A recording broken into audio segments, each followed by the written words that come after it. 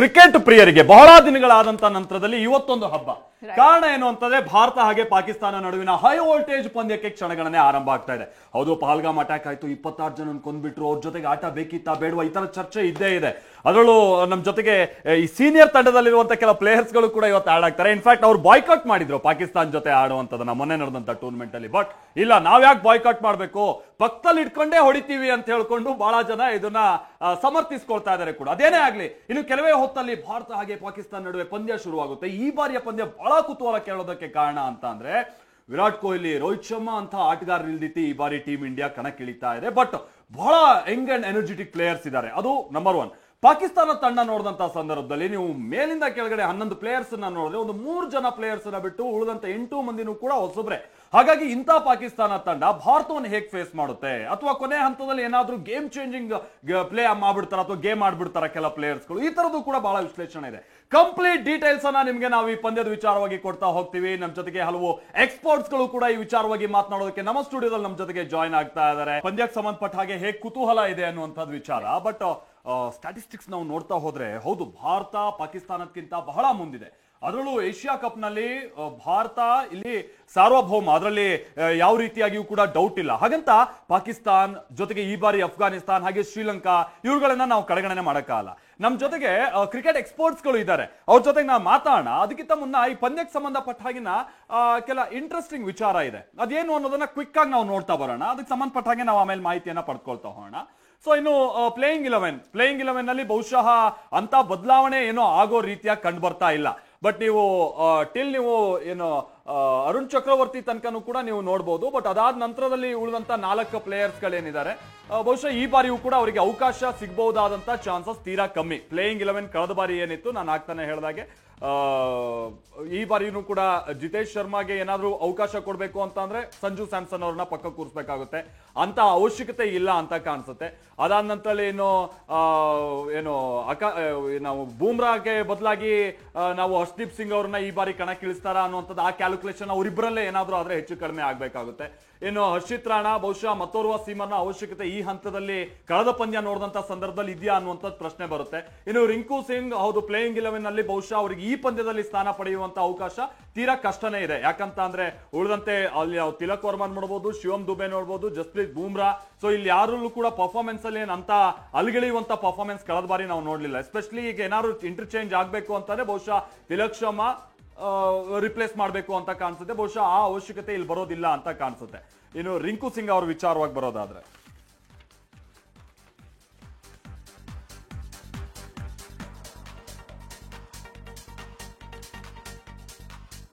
So ಇದು team ಭಾರತಕ್ಕೆ ಸಂಬಂಧಪಟ್ಟ ಹಾಗಿನ ಟೀಮ್ 11 ನಾವು ಇರುವಂತ 15 ಪ್ಲೇಯರ್ಸ್ ಅಲ್ಲಿ ಅಥವಾ 16 ಪ್ಲೇಯರ್ಸ್ ಅಲ್ಲಿ 15 ಪ್ಲೇಯರ್ಸ್ ಅಲ್ಲಿ ನೋಡಿದಂತ ಸಂದರ್ಭದಲ್ಲಿ. ಇನ್ನು ಪಾಕಿಸ್ತಾನ, ಹೌದು, ಬಹಳಷ್ಟು ಯಂಗ್ಸ್ಟರ್ ಗಳೇ ಇರುವಂತದ್ದು. ಪ್ರಮುಖವಾಗಿ ಸಾಹಿಬ್ಜಾದಾ ಫರ್ಹಾನ್ ಮೊನ್ನೆ ಓಪನರ್ ಆಗಿ ಅವರು ಕಣಕ್ಕಿಳಿದಿದ್ರು. ಅದರ ಜೊತೆಗೆ ಸಾಯಿಮ್ ಅಯೂಬ್ ಬ್ಯಾಟಿಂಗ್ ನಲ್ಲಿ ಅಂತ ಪರ್ಫಾರ್ಮೆನ್ಸ್ ಇಲ್ಲದೆ ಹೋದ್ರು ಕೂಡ ಬೌಲಿಂಗ್ ನಲ್ಲಿ ಬಹಳ ಅದ್ಭುತವಾದಂತಹ ಪರ್ಫಾರ್ಮೆನ್ಸ್ ಅನ್ನ ಅವ್ರು ಕೊಟ್ಟರು. ಒಳ್ಳೆ ಆಲ್ರೌಂಡರ್ ಪರ್ಫಾರ್ಮೆನ್ಸ್ ಅನ್ನ ಅವರು ಮೊನ್ನೆ ಕೊಟ್ಟಿದ್ದಾರೆ. ಇನ್ನು ಫಕರ್ ಜಮಾನ್ ಇಲ್ಲ, ಈ ಬಾರಿ ಅವರು 4ನೇ ಆಟಗಾರರಾಗಿ ಕಣಕ್ಕಿಳಿತಾ ಇದ್ದಾರೆ. ಕಳೆದ ಕೆಲ ಟೂರ್ನಮೆಂಟ್ ಗಳಲ್ಲಿ ಅವರು ಓಪನರ್ ಆಗಿ ಪಾಕಿಸ್ತಾನ ಇನ್ನಿಂಗ್ಸ್ ಕಟ್ಟುವಂತ ಪ್ರಯತ್ನವನ್ನ ಪಟ್ಟಿದ್ರು. ಮೊಹಮ್ಮದ್ ಹಾರಿಸ್ ಇದ್ದಾರೆ, ಇರೋದ್ರಲ್ಲಿ ಫಕರ್ ಜಮಾನ್ ಒಂದು 80+ ಗೇಮ್ ಅನ್ನ ಆಡಿರುವಂತವ್ರು. ಸೊ ಇರೋದ್ರಲ್ಲಿ ಅವ್ರು ಸ್ವಲ್ಪ ಸೀನಿಯರ್ ಅಂತ ಕನ್ಸಿಡರ್ ಮಾಡಬಹುದು. ಇನ್ನು ಸಲ್ಮಾನ್ ಆಗಾ ಅವ್ರು ಆಡಿರುವಂತದ್ದೇ ಹೆಚ್ಚು ಕಡಿಮೆ 20-22 ಪಂದ್ಯಗಳು. ಆಮೇಲೆ ಹೇಳ್ಕೊಳ್ಳುವಂತ ಸ್ಟ್ರೈಕ್ ರೇಟ್ ಇಲ್ಲ. ಬಟ್ ಕ್ಯಾಪ್ಟನ್ಸಿ ವಿಚಾರ ಬಂದಂತ ಸಂದರ್ಭದಲ್ಲಿ ಕಳೆದ ವೆಸ್ಟ್ ಇಂಡೀಸ್ ವಿರುದ್ಧದ ಟೂರ್ನಮೆಂಟ್ ಆಗಿರ್ಬೋದು, ಅಫ್ಘಾನಿಸ್ತಾನ್ ವಿರುದ್ಧದ ಟೂರ್ನಮೆಂಟ್ ಅಂದ್ರೆ ಟ್ರೈ ಸೀರೀಸ್, ಅದರ ಜೊತೆಗೆ ಬಾಂಗ್ಲಾ ವಿರುದ್ಧವಾಗಿ ನಡೆದಂತ 2 ಟೂರ್ನಮೆಂಟ್ಗಳಲ್ಲೂ ಕೂಡ ತಂಡವನ್ನ ಗೆಲ್ಸ್ಕೊಂಡ್ ಬಂದಿದ್ದಾರೆ. ಹೀಗಾಗಿ ಸಲ್ಮಾನ್ ಆಗಾ ಮೇಲೆ ಪಾಕಿಸ್ತಾನ ಬಹಳ ವಿಶ್ವಾಸ ಇಟ್ಟಿದೆ.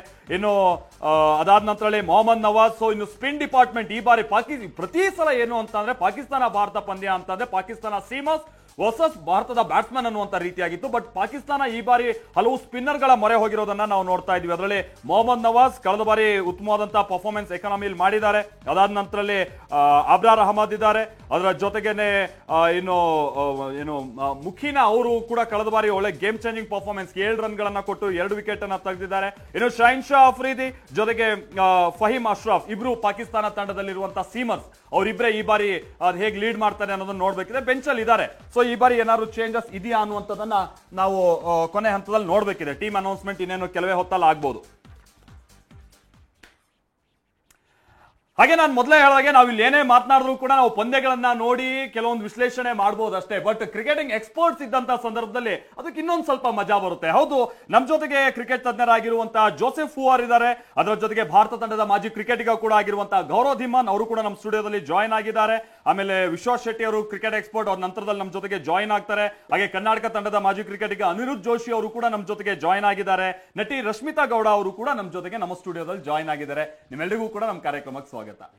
ಸರ್, ಮೊದಲಿಗೆ ಈ ಪ್ಲೇಯಿಂಗ್ 11 ವಿಚಾರ ಬಂದಂತ ಸಂದರ್ಭದಲ್ಲಿ, ಯಾಕಂದ್ರೆ ಫಸ್ಟ್ ನಾನು ಬಹುಶಃ ನಿಮ್ ಕ್ವಶನ್ ನ ಸ್ಟಾರ್ಟ್ ಮಾಡೋದು ಈ ಪಂದ್ಯ ಬೇಕಿತ್ತಾ ಬೇಡವಾ ಅನ್ನುವಂತ, ಯಾಕಂದ್ರೆ ಭಾರತದಲ್ಲಿ ನಡೀತಾ ಇರುವಂತ ಟ್ರೆಂಡ್ ಅದೇ. ಈಗ ನೋಡ್ಬೇಕಾ ಬೇಡವಾ ಅನ್ನೋ ಟ್ರೆಂಡ್ಗೂ ಬಂದ್ ನಿಂತಿತ್ತು. ನೋಡ್ಬೇಕು, ಕೆಲವ್ರು ನಾನು ನೋಡಲ್ಲ ಅನ್ನೋದನ್ನ ಖಂಡಿತವಾಗಿ ಹೇಳ್ತೇವೆ. ಬಟ್ ಅದ್ರ ಬಗ್ಗೆ ಮಾತಾಡೋಣ. ಬಟ್ ಮ್ಯಾಚ್ ನಡೆಯೋದಂತೂ ಹೌದು. ವಾಟ್ ಈಸ್ ಇಂಪಾರ್ಟೆಂಟ್ ಅಂದಾಗ ಪ್ಲೇಯಿಂಗ್ 11 ವಿಚಾರ ಬರುತ್ತೆ.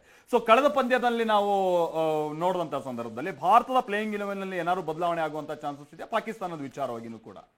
ಫಸ್ಟ್ ಥಿಂಗ್ ಎಲ್ಲರೂ ನೋಡ್ತಾರೆ match, that is the first thing. And ನನ್ನ ಪ್ರಕಾರ ಲಾಸ್ಟ್ ಮ್ಯಾಚ್ ಏನು 11 ಇತ್ತು ಪಾಕಿಸ್ತಾನದು, ಅದು ಮೋಸ್ಟ್ಲಿ ಸೇಮ್ ಇರುತ್ತೆ. And India also will go with same, because ಇದು ಸ್ವಲ್ಪ spinning tracks conditions and grounds are big, so it's not easy to clear the grounds. And according to me the teams will remain same.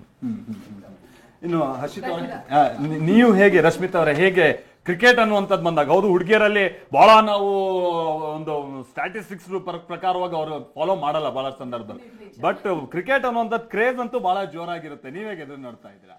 ನಾನು ತುಂಬಾ ಇವಾಗ ಸ್ವಲ್ಪ break ನಂತರ IPL ಎಲ್ಲ ಆಗಿ ನಂತರ ನಮ್ಮ ಇಂಡಿಯನ್ ಟೀಮ್ಗೆ ಸಪೋರ್ಟ್ ಮಾಡಕ್ಕೆ ಒಂದಷ್ಟು ನಮ್ಮ ಆಟಗಳು ಸಿಗ್ತಾ ಇದೆ. ಸೊ ನಾನು ಅದಕ್ಕೆ ತುಂಬಾ ನೋಡ್ತಾ ಇದ್ದೀನಿ ಮುಂದೆ. ಓಕೆ, ಇವತ್ತಿನ ಪ್ಲೇಯಿಂಗ್ 11 ಅನ್ನುವಂಥದ್ದು ನಾವೇನು ಪ್ರೊಬಾಬಲ್ ಲಿಸ್ಟ್ ನೋಡ್ತಾ ಇದ್ವಿ. ಯಾರು ನಿಮ್ ಫೇವರೇಟ್? ಬುಮ್ರಾ. ಓಕೆ, ಬುಮ್ರಾ ಅವರು ಡೆಫಿನೆಟ್ಲಿ ಫೇವರೇಟ್. ಟ್ರಾನ್ಸಿಷನ್ ಪೀರಿಯಡ್ ಅಲ್ಲಿ ಇದೆ ಇಂಡಿಯಾ. ವಿರಾಟ್ ಇಲ್ಲ, ರೋಹಿತ್ ಇಲ್ಲ, ಕಣ್ಮುಚ್ಕೊಂಡು ವಿರಾಟ್ ಅಂತ ಹೇಳಂಗಿಲ್ಲ. ಅಲ್ಲಿ ಪಾಕ್ ಕೂಡ ಒಂಥರ ಅವ್ರಿಗೂ ಟ್ರಾನ್ಸಿಷನ್ ಪೀರಿಯಡ್ ಅಲ್ವೇ ಸರ್, ರಿಪ್ಲೇಸ್ಮೆಂಟ್ಗಳು. ಹೌದು ಸರ್. ಇನ್ನು ಓವರ್ ಆಲ್ ಆಗಿ ಟೀಮ್ ನೋಡಿದಂತ ಸಂದರ್ಭದಲ್ಲಿ ಈ ಬಾರಿ ಏಷ್ಯಾ ಕಪ್, ಹೌದು ಇದು ಕೇವಲ ಏಷ್ಯಾ ಕಪ್ ನ ಗಮನದಲ್ಲಿ ಇಟ್ಕೊಂಡು ಮಾಡಿರುವಂತ ಟೀಮ್ ಅಲ್ಲ, ಇದು ಮುಂದೆ ಬರುವಂತ T20 ವರ್ಲ್ಡ್ ಕಪ್ ನ ಗಮನದಲ್ಲಿ ಇಟ್ಕೊಂಡು ಮಾಡಿರುವಂತ ಟೀಮ್ ಇದು. ಹಾಗಾಗಿ ಈ ಒಟ್ಟು ಟೀಮ್ ಎಷ್ಟು ಬ್ಯಾಲೆನ್ಸ್ಡ್ ಆಗಿ ಕಂಡು ಬರ್ತಾ ಇದೆ. ಅಫ್ಕೋರ್ಸ್ ಕಳೆದ ಬಾರಿ UAE ಅಗೇನ್ಸ್ಟ್ ನಾವು ಪರ್ಫಾರ್ಮೆನ್ಸ್ ಅನ್ನ ನೋಡಿದಂತ ಸಂದರ್ಭದಲ್ಲಿ ಸ್ಪಿನ್ನರ್ಸ್ ಅಂತೂ ಕಂಪ್ಲೀಟ್ ಡಾಮಿನೇಟ್ ಮಾಡಿದ್ದಾರೆ. ಆ ಪರ್ಫಾರ್ಮೆನ್ಸ್ ಬಗ್ಗೆ ಹೇಳೋದಾದ್ರೆ, ಸೊ ನನ್ನ ಪ್ರಕಾರ ಇಬ್ಬರು ಟೀಮು ಬ್ಯಾಲೆನ್ಸ್ ಇದೆ, mixture of allrounder batsmans. So most of them are allrounders. ಮುಂಚೆ ಏನು ಪ್ರಾಬ್ಲಮ್ ಇತ್ತು ಪಾಕಿಸ್ತಾನಲ್ಲಿ, either they were total fast bowlers or only spinners. Only spinners means only hitting in batting. But now you see like even Afridi at down the order ಅವ್ರು contribute ಮಾಡ್ತಾರೆ batting ಅಲ್ಲಿ.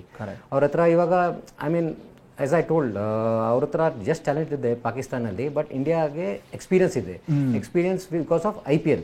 ಅವರು ಎಷ್ಟು IPL matches ಆಡಿದ್ದಾರೆ, that is priceless experience. But ಪಾಕಿಸ್ತಾನಲ್ಲಿ talent it's very good. ನಾನು ನೋಡಿದೆ matches, very very different. You know, ಅದು ಅಬ್ರಾರ್ ಇದೆ ಲೆಗ್ ಸ್ಪಿನ್ನರು, ಆ್ಯಂಡ್ ಅವನು ಓಪನಿಂಗ್ ಬ್ಯಾಟ್ಸ್ಮನ್ ಚೆನ್ನಾಗಿದೆ. And they are not, they don't have fear to try shots. ನಾನು ಅದು ಯೋಚನೆ ಮಾಡಿದ್ದೀನಿ, ಬಿಕಾಸ್ ಅವ್ರ coach Mike Hesson very smart move ಮಾಡಿದ್ದಾರೆ. ಮೊಹಮ್ಮದ್ ರಿಜ್ವಾನ್ ಬಾಬಾ ರಜಾಮ್ಗೆ ಡ್ರಾಪ್ ಮಾಡಿದ್ದಾರೆ basis on strike rate. Correct. Now you see this Pakistan team, everyone has a strike rate over 120. 120, correct. So correct. Everything is dependent on the strike rate. And most of them are playing different shots. ಅಂದ್ರೆ ಅವ್ರಿಗೆ ಏನು ಭಯ, fear ಇಲ್ಲ, ಏನು ಭಯ ಏನಿಲ್ಲ. Correct. So this looks a very good match on hands. Correct. Exactly, ನೀವು ಹೇಳಿದಾಗೆ ಕೆಲವೊಂದು ದೊಡ್ಡ ಶಾಟ್ಸ್ ಗಳಿಗೆ ಹೋಗುವಂತ ಸಂದರ್ಭದಲ್ಲಿ ಏನ್ ಬಹಳ ಭಯ ಬೀಳುವಂತದ್ದೇನು ನಾವು ನೋಡ್ತಾ ಇಲ್ಲ. ಕಳೆದ ಮ್ಯಾಚ್ ಅಲ್ಲೂ ಕೂಡ ನಾವು ನೋಡಿದ್ವಿ. ಬಟ್ ಮಿಡ್ಲ್ ಆರ್ಡರ್ ಒಂದೇ ಸಲ ಕೊಲಾಪ್ಸ್ ಆದಂತ ರೀತಿಯಾಗಿ ಕಂಡು ಬಂತು. ಡೌನ್ ದ ಆರ್ಡರ್ ಆ ನಂತರದಲ್ಲಿ ಸ್ವಲ್ಪ ರನ್ ಗಳಿಕೆಯಲ್ಲಿ ಯಶಸ್ವಿ ಆದ್ರು. ಹಾಗಾಗಿ ಇಲ್ಲ ಅಂತಂದ್ರೆ ಕಳೆದ ಬಾರಿ ಓಮನ್ ವಿರುದ್ಧದ ಪಂದ್ಯದಲ್ಲಿ ಅವ್ರದ್ದೇನಾದ್ರು ಬಹಳ ಕೊಲಾಪ್ಸ್ ಆಗ್ಬಿಡುತ್ತೆ ಅನ್ನುವಂತ ರೀತಿ ನನ್ಗೆ ಅನ್ಸ್ತು ಕೆಲವೊಂದು ಪರ್ಫಾರ್ಮೆನ್ಸ್ ನೋಡಿದಂತ ಸಂದರ್ಭದಲ್ಲಿ. ಬಟ್ ನೋಡಿ ಅದರಿಂದ ಹೇಗೆ ಕಮ್ ಬ್ಯಾಕ್ ಮಾಡ್ತಾರೆ ಅಂತ. ಕರ್ನಾಟಕ ತಂಡದ ಮಾಜಿ ಕ್ರಿಕೆಟಿಗ, ವೆಲ್ಕಮ್ ಸರ್. ಧ್ವನಿ ಎಲ್ಲ ಕ್ಲಿಯರ್ ಆಗಿ ಕೇಳಿಸ್ತಾ ಇದೆ ಅನ್ಕೊಳ್ತೀನಿ. ಹೌ ಇಸ್ ದ ಜೋಶ್ ದೇರ್? ಜೋಶ್ ಅಂತ ಎಸ್ ಮೇಡಮ್, ಖಂಡಿತ ಯಾರಿಗಿರಲ್ಲ ಹೇಳಿ. ಇಂಡಿಯಾ ಪಾಕಿಸ್ತಾನ್ ಮ್ಯಾಚ್ ಅಂದ್ರೆ ಐ ಮೀನ್ ಫುಲ್ ಜೋಶ್ ಇದ್ದೇ ಇರುತ್ತೆ. ಈ ಬಾರಿ ಬಹಳ ಚೇಂಜಸ್ ಗಳು ಬಹಳ ಭಿನ್ನವಾಗಿ ನೋಡ್ತಾ ಇದ್ದಾರೆ. ಇಡೀ ದೇಶ ಭಿನ್ನವಾಗಿ ನೋಡ್ತಾ ಇದೆ ಟೀಮ್ ಅನ್ನ. There are many reason. ಅದು ಟಿಕೆಟ್ ಹೈಕ್ ಇಂದ ಹಿಡಿದು ಪ್ರತಿಯೊಂದು ಕೂಡ. ಇಲ್ಲ ಮೇಡಮ್, ಆಕ್ಚುಲಿ ನಾನ್ ಮೊದ್ಲೇ ನೀವು ಡಿಸ್ಕಸ್ ಮಾಡಿದಂಗೆ ಇದು ಆಕ್ಚುಲಿ ಇಂಡಿಯಾ ಪಾಕಿಸ್ತಾನ್ ಮ್ಯಾಚ್ ಆಗತ್ತೋ ಅಥವಾ ಇಲ್ಲೋ ಅಂತಾನೆ ತುಂಬಾ ಡೌಟ್ಫುಲ್ ಆಗಿತ್ತು. ಬಟ್ ಎಸ್, ಏಷ್ಯಾ ಕಪ್ ಅಂತಂದ್ರೆ ಬೇರೆ ವಿಧಿಲ್ಲ. ಇವಾಗ ಆಲ್ರೆಡಿ ಎರಡು ಟೀಮ್ ಕೂಡ ಒಪ್ಕೊಂಡಿದ್ದಾರೆ ಆಡ್ಲಿಕ್ಕೆ. ಅಂಡ್ ಒಂದ್ ಒಳ್ಳೆ ಇಂಟ್ರೆಸ್ಟಿಂಗ್ ಮ್ಯಾಚ್ ಆಗತ್ತೆ ಮೇಡಮ್. ಓಕೆ ಸೊ ಅನ್ನುತ್ತಾರೆ what could be the reason ಈಗ ಯಾಕಂತ ಅಂದ್ರೆ ಕೆಲವರು ಹೇಳ್ತಾ ಇದಾರೆ ಕ್ರೇಜ್ ಕಮ್ಮಿ ಇದೆ, ಅದು ಟಿಕೆಟ್ ಪ್ರೈಸ್ ಜಾಸ್ತಿ, ಆಮೇಲೆ ನಿನ್ನೆ ಪ್ರಾಕ್ಟೀಸಿಂಗ್ ಸೆಷನ್ ಅಲ್ಲೇ ಬಹಳ ಜನ ಬಂದೆಲ್ಲ ನಿಂತ್ಕೊಳ್ಳೋರು, ಬಟ್ ಬಹಳ ಕಮ್ಮಿ ಇದಾರೆ ನೋಡುವಂತ ಫ್ಯಾನ್ಸ್ ಅನ್ನುವಂಥದ್ದೆಲ್ಲ ಹೇಳ್ತಾ ಇದ್ರಲ್ಲ. ಕೊಹ್ಲಿ ಆಡದೆ ಇರುವಂತ ಕಾರಣನೋ, ಟಿಕೆಟ್ ಪ್ರೈಸ್ ಜಾಸ್ತಿ ಆಗಿರುವಂತ ಕಾರಣನೋ, ಆಪರೇಷನ್ ಸಿಂಧೂರ್ ಅದಾದ ನಂತರದಲ್ಲಿ ದೇಶದಲ್ಲಿ ಆದಂತ ಪಾಕಿಸ್ತಾನದ ವಿರುದ್ಧದ ಸಿಟ್ಟು ಮತ್ತೆ ಜಾಗೃತಿ ಆಗ್ತಲ್ಲ, ಆ ಕಾರಣನೋ what would be the reason? Actually first ಇಲ್ಲಿ ಬರ್ಬೇಕಂದ್ರೆ ಎಸ್ ದೇಶ ಅಂತಾನೆ ಫಸ್ಟ್ ಪ್ರಿಫರೆನ್ಸ್ ಬರುತ್ತೆ. ಅಂಡ್ ಸೆಕೆಂಡ್ ಒನ್ ಬಿಕಾಸ್ ಏನಂದ್ರೆ ಅಟ್ಯಾಕ್ ಇಂದ ಮಾಡಿರೋದು ಆಬ್ವಿಯಸ್ಲಿ ಎಲ್ಲ ಇಂಡಿಯನ್ ಸಿಟಿಸನ್ಸ್ ಗೆಲ್ಲ ಯಾಕೆ ನಾವು ಇಂಡಿಯಾ ಪಾಕಿಸ್ತಾನ್ ಮ್ಯಾಚ್ ಯಾಕೆ ಆಡ್ಬೇಕು, ನಾವ್ ಯಾಕೆ ನೋಡ್ಬೇಕು, ನಮ್ಗೆ ಅಷ್ಟೆಲ್ಲ ಅವರೆಲ್ಲ ಮಾಡಿದ್ದಾರೆ ಅಂತಾನೆ ಫಸ್ಟ್ ಬಂದೇ ಬರುತ್ತೆ. ಅಂಡ್ ಸೆಕೆಂಡ್ ಒನ್ ಎಸ್ ಎಲ್ಲರೂ ಕೂಡ ವಿರಾಟ್ ಕೊಹ್ಲಿ ಫ್ಯಾನ್ಸ್ ತುಂಬಾ ಆಲ್ ಓವರ್ ವರ್ಲ್ಡ್ ಕೂಡ ಇದ್ದಾರೆ. ಅಂಡ್ ರೋಹಿತ್ ಶರ್ಮಾನು ಇದ್ದಾರೆ, ಅವ್ರಿಬ್ರು ತುಂಬಾ ಮಿಸ್ ಮಾಡ್ಕೋತಾರೆ. ಅಂಡ್ ನೀವು ಮೋರ್ ಓವರ್ ನೋಡಿದ್ರೆ Virat Kohli against Pakistan world cup ಅಲ್ಲೂ ಆಯ್ತು, ಎಂತ ಒಂದು ಏಷ್ಯಾ ಕಪ್ ಅಲ್ಲೂ ಆಯ್ತು, ಅವ್ರ ಅಗೇನ್ಸ್ಟ್ ತುಂಬಾ ಚೆನ್ನಾಗಿ ಮಾಡಿದ್ದಾರೆ. ಸೊ ಈ ವರ್ಷ ಅವ್ರನ್ನ ಮಿಸ್ ಮಾಡ್ಕೋತಾ ಇರ್ತಾರೆ ಎಲ್ಲ ಅಲ್ಲಿರೋ ಫ್ಯಾನ್ಸ್. ಸೊ ಸೆಕೆಂಡ್ ನನ್ಗೆ ಎಸ್ ಇದು ಒಂದು ಇದಿರುತ್ತೆ. ಎಸ್, ಅಲ್ಲಿ ವಿರಾಟ್ ಕೊಹ್ಲಿ ಮಿಸ್ ಆದ್ರೂ ಅಗ್ರೆಷನ್ ಮಿಸ್ ಆಗಲ್ಲ ಅಂತ ಕ್ಯಾಪ್ಟನ್ ಹೇಳ್ತಾ ಇದ್ರು, ಅಗ್ರೆಷನ್ ಇದ್ದೇ ಇರುತ್ತೆ ಅಂತ. ಇಲ್ಲ ಖಂಡಿತ ಅವ್ರು ಆ ತರ ರಬ್ ಆಫ್ ಮಾಡಿದ್ದಾರೆ ಮೇಡಮ್ ಇಂಡಿಯನ್ ಟೀಮಿಗೆ. ಸೊ ವೆದರ್ ಅವ್ರು ಇಲ್ಲ ಅಂದ್ರೂ ಕೂಡ, ಬಿಕಾಸ್ ಏನಂದ್ರೆ ಇವಾಗಿನ ಇಂಡಿಯನ್ ಟೀಮ್ ಏನಾಗಿದೆ, ಅವ್ರ ಅಂಡರ್ ಜಾಸ್ತಿ ಮ್ಯಾಚಸ್ ಆಡ್ಕೊಂಡ್ ಬಂದಿದ್ದಾರೆ. ಸೊ ಅವರಿಗೆಲ್ಲ ಗೊತ್ತಿರತ್ತೆ ಯಾವ ರೀತಿ ನಾವು ಸೀನಿಯರ್ಸ್ ಅಂಡರ್ ನಾವು ಆಡಿದೀವಿ, ಅದೇ ಅಗ್ರೆಷನ್ ಅಂಡ್ ಅದೇ ಪ್ಯಾಷನ್ ಇಂದಾನೆ ನಾವು ಇವಾಗ ತಗೊಂಡ್ ಮುಂದ್ ನಡ್ಸ್ಕೊಂಡ್ ಹೋಗೋಣ ಅಂತ.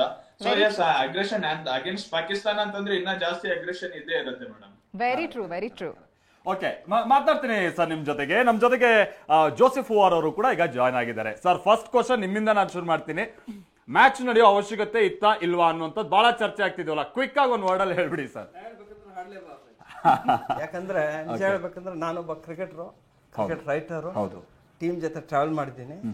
ಬಟ್ ಈಗ ಎಷ್ಟು ನೋವಿದೆ ಅಂದ್ರೆ ನಮ್ಮ ಜನ ಸತ್ತಿದ್ದಾರೆ, 26 ಜನಕ್ಕೆ ಪಹಲ್ಗಾಮ್ ಹೊಡೆದಿದ್ದಾರೆ. ಅದಾಗಿದ್ಮೇಲೆ ಆಪರೇಷನ್ ಸಿಂಧೂರ್ ಒಳಗೆ ನಮ್ಮ ಜನ ಸತ್ತಿದ್ದಾರೆ. ಸೊ ಪಾರ್ಲಿಮೆಂಟ್ ಒಳಗೆ ನಮ್ಮ ಪೊಲಿಟಿಷಿಯನ್ಸ್ ಹೇಳೋದೇನೋ ಆಪರೇಷನ್ ಸಿಂಧೂರ್ ಆಗ್ತಾ ಇದೆ ಅಂದ್ಬಿಟ್ಟು. ಇಲ್ಲಿ ಯಾಕೆ ಕ್ರಿಕೆಟ್ ಆಡ್ಬೇಕು ನಾವು? ಇಷ್ಟು ಮಟ್ಟಕ್ಕ ಕ್ರಿಕೆಟ್ ನ್ಯಾಷನಲ್ ಇಂಟ್ರೆಸ್ಟ್ಗಿನ್ನ ದೊಡ್ಡದ? ಅದನ್ನು ಬೆಲೆ ಕಟ್ಟಬೇಕು. ಯಾಕಂದರೆ ಈಗ ಪಾಕಿಸ್ತಾನ ನಮಗೊಂದು ಮಾಡಿದ್ದಾರೆ, ಏಷ್ಯಾ ಕಪ್ ಹಾಕಿಗೆ ಬರಲಿಲ್ಲ ಅವರು. ಯಾಕಂದರೆ ದಿಸ್ ಸೆಕ್ಯೂರಿಟಿ ಇಶ್ಯೂ, ನಮ್ಮದೇ ಯಾವಾಗಲೂ ಸೆಕ್ಯೂರಿಟಿ ಪ್ರಾಬ್ಲಮ್ ಅವರಿಂದ. ಹೌದು, ನಾವು ಅವ್ರಿಗೇನು ಮುಟ್ಟಲ್ಲ. ಎಕ್ಸಾಕ್ಟ್ಲಿ. ಅವ್ರು ನಮಗೆ ಇದು ಮಾಡ್ಬೇಕಾದ್ರೆ ನಾವು ಹೋಗಿ ಹಾಡ್ತೀವಲ್ಲ, ದುಡ್ಡು ಬೆಲೆನಾ ನಮಗೆ? ಈಗ ಎಲ್ಲ ಹೇಳೋದು ಎಕ್ಸ್ಕ್ಯೂಸ್ ಕೊಡೋದಂದ್ರೆ ಒಲಿಂಪಿಕ್ಸ್ಗೋಸ್ಕರ ನಾವು ಮಾಡಬೇಕು ಅಂದ್ಬಿಟ್ಟು, ಅಂಥದ್ದು ಎಂಥದ್ದು ಇಲ್ಲ. ನಾವು ನಮ್ಮ ದೇಶ ನ್ಯಾಷನಾಲಿಟಿ ಇಟ್ಕೊಂಡು, ನಮ್ಮ ನ್ಯಾಷನಲ್ ಇಂಟ್ರೆಸ್ಟ್ ಇಟ್ಕೊಂಡು, ನಮ್ಮ ಸೈನಿಕರ ಬಗ್ಗೆ ಯೋಚಿಸಿದರೆ ಇದು ಬೇಕಾಗಿರಲಿಲ್ಲ. ಇವ್ರೇನು ಹೇಳೋದು BCCI ಅವರು, ಇಲ್ಲ ಏಷ್ಯಾ ಕಪ್ ನಡೀತವ್ರೆ ಬೇರೆಯವ್ರಿಗೆಲ್ಲ ದುಡ್ಡು ಬರಲ್ಲ ಅಂದ್ಬಿಟ್ಟು. ಅವ್ರು ಹೆಂಗಾರ ಹೋಗ್ಲಿ ರೀ, ನಮ್ಮ ಜನ ಸಾಯ್ತಿದ್ದಾರೆ. ಸೊ ನಾನು ಸ್ಟ್ರೇಟಾಗಿ ಹೇಳ್ಬೇಕಂದ್ರೆ ಗೌರ್ಮೆಂಟ್ ಹಸ್ ಫೇಲ್ಡ್, BCCI ಅಂತೂ is a disaster. They are behind the money. Absolutely. Sir ಏನ್ ಡಿಫರೆನ್ಸ್ ಕ್ರಿಯೇಟ್ ಮಾಡ್ತಿತ್ತು ಸರ್ ಇನ್ ಕೇಸ್ ಅಕಸ್ಮಾತ್ ಈ ಮ್ಯಾಚ್ ಏನಾದ್ರು ಇವತ್ತು ಅಥವಾ ಈ ಟೂರ್ನಮೆಂಟ್ ಅಲ್ಲಿ ನಾವು ಪಾರ್ಟಿಸಿಪೇಟ್ ಮಾಡಲ್ಲ, ಪಾಕಿಸ್ತಾನ ಮೇಲೆ ಆಡಲ್ಲ ಅನ್ನೋದು ಬಾಯ್ಕಾಟ್ ಆಗಿದ್ರೆ, ಏನ್ PCBಗೆ ಏನಾದ್ರು ಬಹಳ ಎಕನಾಮಿಕಲಿ ಹೊಡೆತ ಬೀಳುವಂತ ರೀತಿಯಾಗಿ ಆಗ್ತಿತ್ತು, ಅಥವಾ ಪಾಕಿಸ್ತಾನವನ್ನ ಇಂಟರ್ನ್ಯಾಷನಲ್ ಲೆವೆಲ್ ಅಲ್ಲಿ ಮತ್ತೆ ಶೇಮ್ ಮಾಡ್ದಂಗೆ ಆಗ್ತಿತ್ತು? ಏನ್ ಡಿಫರೆನ್ಸ್ ಕ್ರಿಯೇಟ್ ಆಗ್ತಾ ಇತ್ತು ಸರ್ ಇನ್ ಕೇಸ್ ಬಾಯ್ಕಾಟ್? ಹೇಳ್ಬೇಕಂದ್ರೆ ಒತ್ತಡ ಅವ್ರಿಗೆ ಆಗ್ತಾ ಇದ್ದಿದ್ದು ಫೈನಾನ್ಸ್. ಯಾಕಂದ್ರೆ ಪಾಕಿಸ್ತಾನ ಕ್ರಿಕೆಟರ್ಗೆ ದುಡ್ಡಿಲ್ಲ. ಏನು ಇಲ್ಲಿ ನಾವು TRP ಕೊಡ್ತೀವಿ ಅವ್ರಿಗೆ, ಮೋರ್ ಪೀಪಲ್ ವಾಚ್ ಮ್ಯಾಚಸ್, ಇಲ್ಲಿ ಎಷ್ಟು ಜನ ನೋಡ್ತೀವೋ ಅದರಿಂದ ನಮ್ಗೆ ದುಡ್ಡು ಬರ್ತಿರೋದು. ಆ ಫೈನಾನ್ಸಸ್ಸು ಅವ್ರಿಗೆ ಹೋಗುತ್ತೆ, ಪಾರ್ಟ್ ಆಫ್ ದ ಫೈನಾನ್ಸ್ ಹೋಗುತ್ತೆ. ಸೊ ಅದು ಒಂದೇ ಅವ್ರಿಗೆ ಒತ್ತಡ ಆಗಿದೆ, ಬೇರೆ ಶೇಮು ಗೀಮು ಅವ್ರಿಗಿಲ್ಲ. ಅವ್ರಿಗೆ ಏನೂ ಆಗ್ತಾ ಇರಲಿಲ್ಲ, ಸೋಲ್ತಾನೇ ಇದ್ದಾರೆ. ಫಸ್ಟ್ ಆಫ್ ಆಲ್ ನಿಮ್ಗೆ ಗೊತ್ತು, ಯಾಕಂದ್ರೆ ನಾನು ಅವ್ರ ಬಗ್ಗೆ ನೋಡ್ಕೊಂಡು ಬಂದಿದ್ದೀನಿ, ಎಷ್ಟೋ ವರ್ಷಗಳಿಂದ ಬರ್ಕೊಂಡು ಬಂದಿದ್ದೀವಿ. ಅವ್ರು ಯಾವತ್ತೂ ಒಂದು ಮ್ಯಾಚ್ ಗೆದ್ದಿರ್ಬೋದು, ನಾವು ಅವ್ರನ್ನ ಹೊಡ್ಕೊಂಡೇ ಬರ್ತಾ ಇದೀವಿ. ಯುದ್ಧದೊಳಗೂ ಹೊಡಿತೀವಿ, ಮಾತೊಳಗೂ ಹೊಡಿತೀವಿ. ಆದ್ರೂ ನಮಗೆ ಬೇಜಾರಾಗೋದು, ನಮಗೆ ನೋವು ಆಗುತ್ತೆ ಆ್ಯಸ್ ಅ ಸಿಟಿಸನ್. ನಾನು ಇವತ್ತು ನಿಮ್ಮ ಮುಂದೆ ಕೂತ್ಕೊಂಡು ಹೇಳ್ಬೇಕಂದ್ರೆ ನಿಮ್ಮ ವೀಕ್ಷಕರಿಗೆ ನಮ್ಗೆ ಬೇಜಾರಾಗತ್ತೆ. ನಮ್ಮ ಸೈನಿಕರಿಗೆ ಬೆಲೆ ಕೊಟ್ಟಿದ್ದೀವಿ, ನಮ್ಮ ಇನ್ನೋಸೆಂಟ್ ಪೀಪಲ್ನ ಸಾಯಿಸಿದ್ದಾರೆ, ಎಷ್ಟು ವಿಡೋಗಳಿದ್ದಾರೆ, ಎಷ್ಟು ಆಫನ್ ಆಗಿದ್ದಾರೆ ಮಕ್ಕಳು, ಅದೆಲ್ಲ ಯೋಚಿಸೋದು ಬೇಡವಾ? Is cricket so important? ಏನು ಪಾಕಿಸ್ತಾನ ಅಷ್ಟು ಇಲ್ದವ್ರ ಕ್ರಿಕೆಟೇ ನಡೆಯಲ್ವಾ? ಬೇರೆಯವ್ರು ಇಲ್ಲಿ ಆಡ್ಬೋದು, ನಾವು ಓಮಾನ್ ಮೇಲೆ ಆಡ್ತಾ ಇದ್ದೀವಿ, ಎಲ್ಲರ ಮೇಲೆ ಆಡ್ತಾ ಇದೀವಲ್ಲ, ಆಡೋಣ. ಕ್ರಿಕೆಟ್ ನಡೀತಾ ಇರುತ್ತೆ. Without Pakistan also cricket can be played. ಅವ್ರಿಗೆ ಪಾಠ ಕಳಿಸ್ಬೇಕಂದ್ರೆ ಅವ್ರಿಗೆ ಎಲ್ಲಿ ಎಕನಾಮಿಕಲಿ ಇದು ಮಾಡಿದ್ರೆ ಅವ್ರು ದಾರಿಗೆ ಬರ್ತಾರೆ. ಓಕೆ, ಸೊ ಅದು ಒಂದು ನಾವು ಕಳಿಬೇಕಾಗುತ್ತೆ. ಕರೆಕ್ಟ್. ಸೊ ಏನೇ ಪರ ವಿರೋಧದ ಚರ್ಚೆ ಇದ್ರೂ ಕೂಡ ಮ್ಯಾಚ್ ಅಂತೂ ನಡೀತಾ ಇದೆ. ಬಟ್ ವಿಷಯ ಅಂತ ಅಂದ್ರೆ ಯುದ್ಧ ಆಗುವಂತ ಸಂದರ್ಭದಲ್ಲಿ, ಪಹಲ್ಗಾಮ್ ದಾಳಿಯನ್ನ ಭಾರತ ಖಂಡಿಸಿದಂತ ಸಂದರ್ಭದಲ್ಲಿ ಪಾಕಿಸ್ತಾನದ ಬಹಳಷ್ಟು ಕ್ರಿಕೆಟರ್ಸ್ ಭಾರತದ ವಿರುದ್ಧವಾಗಿ ಹರಿಹಾಯ್ದಿದ್ರು, ಬಹಳ ಟೀಕೆ ಮಾಡ್ತಾ ಇದ್ರು. ನಿಮ್ ಸೆಕ್ಯೂರಿಟಿ ನೋಡ್ಕೊಳ್ಳೋಕಾಗ್ತಿ, ನಮ್ನ ಯಾಕೆ ಬ್ಲೇಮ್ ಮಾಡ್ತೀರಾ ಅಂತವ್ರು. ಯುದ್ಧದಲ್ಲಿ 5-6 ಅಲ್ಲಿ ಹೊಡೆದ್ವಿ, ಅಲ್ಲ ಏನು 5-1 ಅಲ್ಲಿ ಹೊಡೆದ್ವಿ, ಅಂದ್ರೆ ನಮ್ಮ 5 ರಫೇಲ್ ಅನ್ನ ಓಡಿಸ್ಬಿಟ್ವಿ, ನಮ್ದು 1 ಬಿತ್ತು, ಈ ತರದೆಲ್ಲ ಬಹಳ ಡಿಸ್ಕಷನ್ ಆಗ್ತಾ ಇದೆ. ಅಂತ ಕೆಲ ಟೀಕೆ ಮಾಡಿದಂತ ಇಬ್ರು ಪ್ಲೇಯರ್ಸ್ ಈಗ ಈ ತಂಡದಲ್ಲಿ ಇದಾರೆ. ಇನ್ಫ್ಯಾಕ್ಟ್ ಹೇಳ್ಬೇಕು ಅಂತಾರೆ ಬಹಳ, ಅಂದ್ರೆ ಹಾಗಾಗಿ ನಮ್ಗೆ ರೋಷ ವೇಷ ಇದೆಲ್ಲ ಸಹಜವಾಗಿದ್ದೇ ಇದೆ. ಈಗ ಮ್ಯಾಚ್ ಬೇಕಿತ್ತಾ ಬೇಡವಾ ಅನ್ನೋದನ್ನ ಮೀರಿ ನಾವು ಒಂದು ಹಂಚೆ ಈಗ ಮುಂದಕ್ಕೆ ಬಂದ್ಬಿಟ್ಟಿದ್ದೀವಿ. ಕೆಲವೇ ಹೊತ್ತಲ್ಲಿ ಮ್ಯಾಚ್ ಶುರು ಆಗುತ್ತೆ. ಈ ಇಂಡಿಯಾ ಹಾಗೆ ಪಾಕಿಸ್ತಾನ್ ಮ್ಯಾಚ್ ಅಂತ ಬಂದಾಗ ಕ್ರಿಕೆಟರ್ಸ್ ಮಾಡ್ಕೊಳ್ಳೋ ಪ್ರಿಪರೇಷನ್ ಬೇರೆ, ನಮ್ಮ ಇಂಡಿಯಾದಲ್ಲಿ ಸ್ಪೆಷಲ್ ಪ್ರಿಪರೇಷನ್ ಆಗ್ತಾ ಇರುತ್ತೆ. ಅದರಲ್ಲೂ ಸ್ಪೆಷಲಿ ಕರ್ನಾಟಕದಲ್ಲಿ ಹಾಗೆ ಮೈಸೂರಿನಲ್ಲಿ ಸಾಂಸ್ಕೃತಿಕ ನಗರಿಯಲ್ಲಿ ಯಾವ ರೀತಿಯಾಗಿ ಜೋಶ್ ಇದೆ ತಿಳಿಸೋದಕ್ಕೆ ನಮ್ಮ ಪ್ರತಿನಿಧಿ ರಾಮ್ ಲೈನ್ ನಲ್ಲಿ ಜಾಯ್ನ್ ಆಗ್ತಾ ಇದ್ದಾರೆ. ರಾಮ್, ಬಾಡೂಟ ಜೋರಾಗಿದೆಯಾ ಮೈಸೂರಲ್ಲಿ? ಚೈತ್ರ, ಸಾಮಾನ್ಯವಾಗಿ ಭಾರತ ಪಾಕಿಸ್ತಾನ ಹೈ ವೋಲ್ಟೇಜ್ ಪಂದ್ಯ ಅಂತ ಹೇಳಿದ್ರೆ ಒಂದು ರೀತಿಯಾದಂತಹ ಬೇರೆ ರೀತಿಯಂತಹ ಜೋಶ್ ಸಾಂಸ್ಕೃತಿಕ ನಗರಿ ಮೈಸೂರಿನಲ್ಲಿ ಇರ್ತಾ ಇತ್ತು. ಆದ್ರೆ ಈ ಬಾರಿ ಅದ್ಯಾಕೋ ಪಹಲ್ಗಾಮ್ ಘಟನೆಯ ನಂತರ ಭಾರತ ಪಾಕಿಸ್ತಾನ ಜೊತೆ ಮ್ಯಾಚ್ ಆಡ್ತಾ ಇರೋದೇ ಸಾಕಷ್ಟು ಜನರಿಗೆ ಇಷ್ಟ ಇಲ್ಲ. ಹೀಗಾಗಿ ಆ ಒಂದು ಜೋಶ್ ಸ್ವಲ್ಪ ಕಡಿಮೆ ಆಗಿದೆ ಅಂತ ಹೇಳ್ಬೋದು.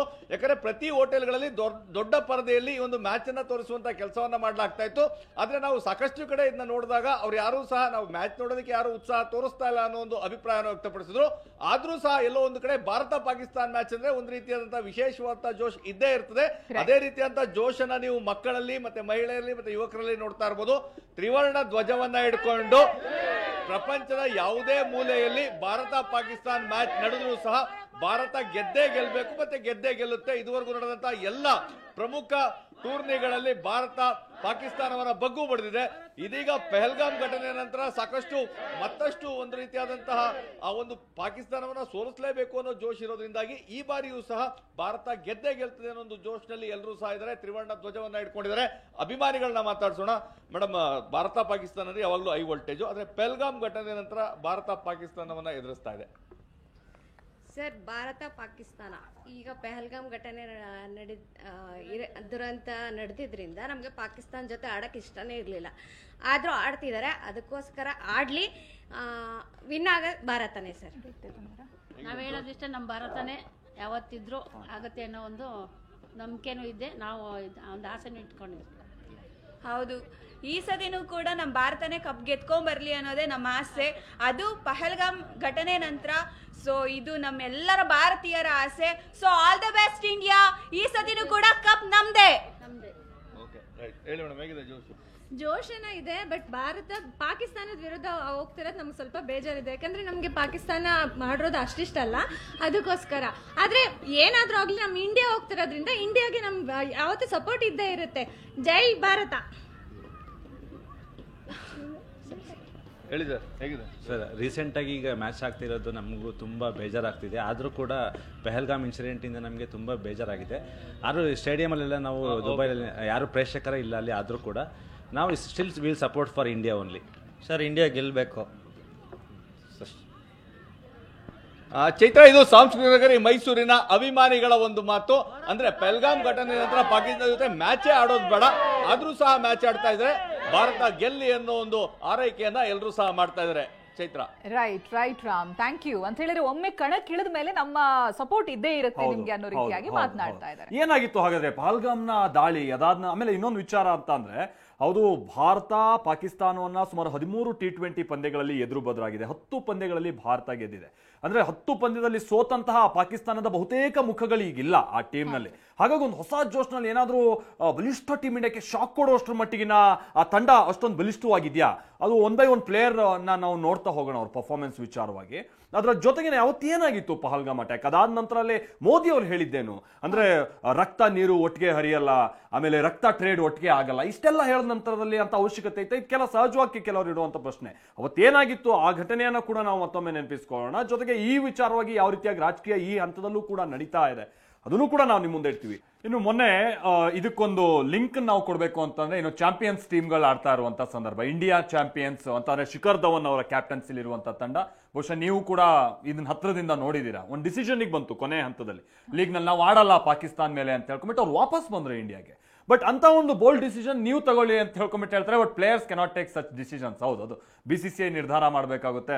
ಬಟ್ ಅವತ್ತು ಏನಾಗಿತ್ತು ಸರ್? ಶಿಖರ್ ಧವನ್ ಮೊನ್ನೆ ನಾವು ಆಡಲ್ಲ ಅಂತ ಹೇಳಿ ಕೊನೆ ಹಂತದಲ್ಲಿ ವಾಪಸ್ ಬರ್ತಾರಲ್ಲ ಇಂಡಿಯಾಕ್ಕೆ, ಆ ಡಿಸಿಷನ್ ಹೇಗೆ ತಗೊಂಡ್ರು, ಏನಾಯ್ತು ಅಂತ? ಡಿಸಿಷನ್ ಆ್ಯಕ್ಚುಲಿ ಮುಂಚೆ ತಗೊಂಡ್ರು, ಯಾರೋ 4-5 ಪ್ಲೇಯರು ಮುಂಚೆ ಹೇಳಿದರು. ಬಟ್ ಅದು ಕಮ್ಯುನಿಕೇಟ್ ಕರೆಕ್ಟ್ ಆಗಿಲ್ಲ actually. So it was communicated later that 3-4 guys are not playing, and then when they came to the ground and they were like we aren't playing, whoever wants to play can play. Then everyone combined together and they said they came with a combined decision that we will not play against them. And I think you saw Shahid Afridi's face that time how it was.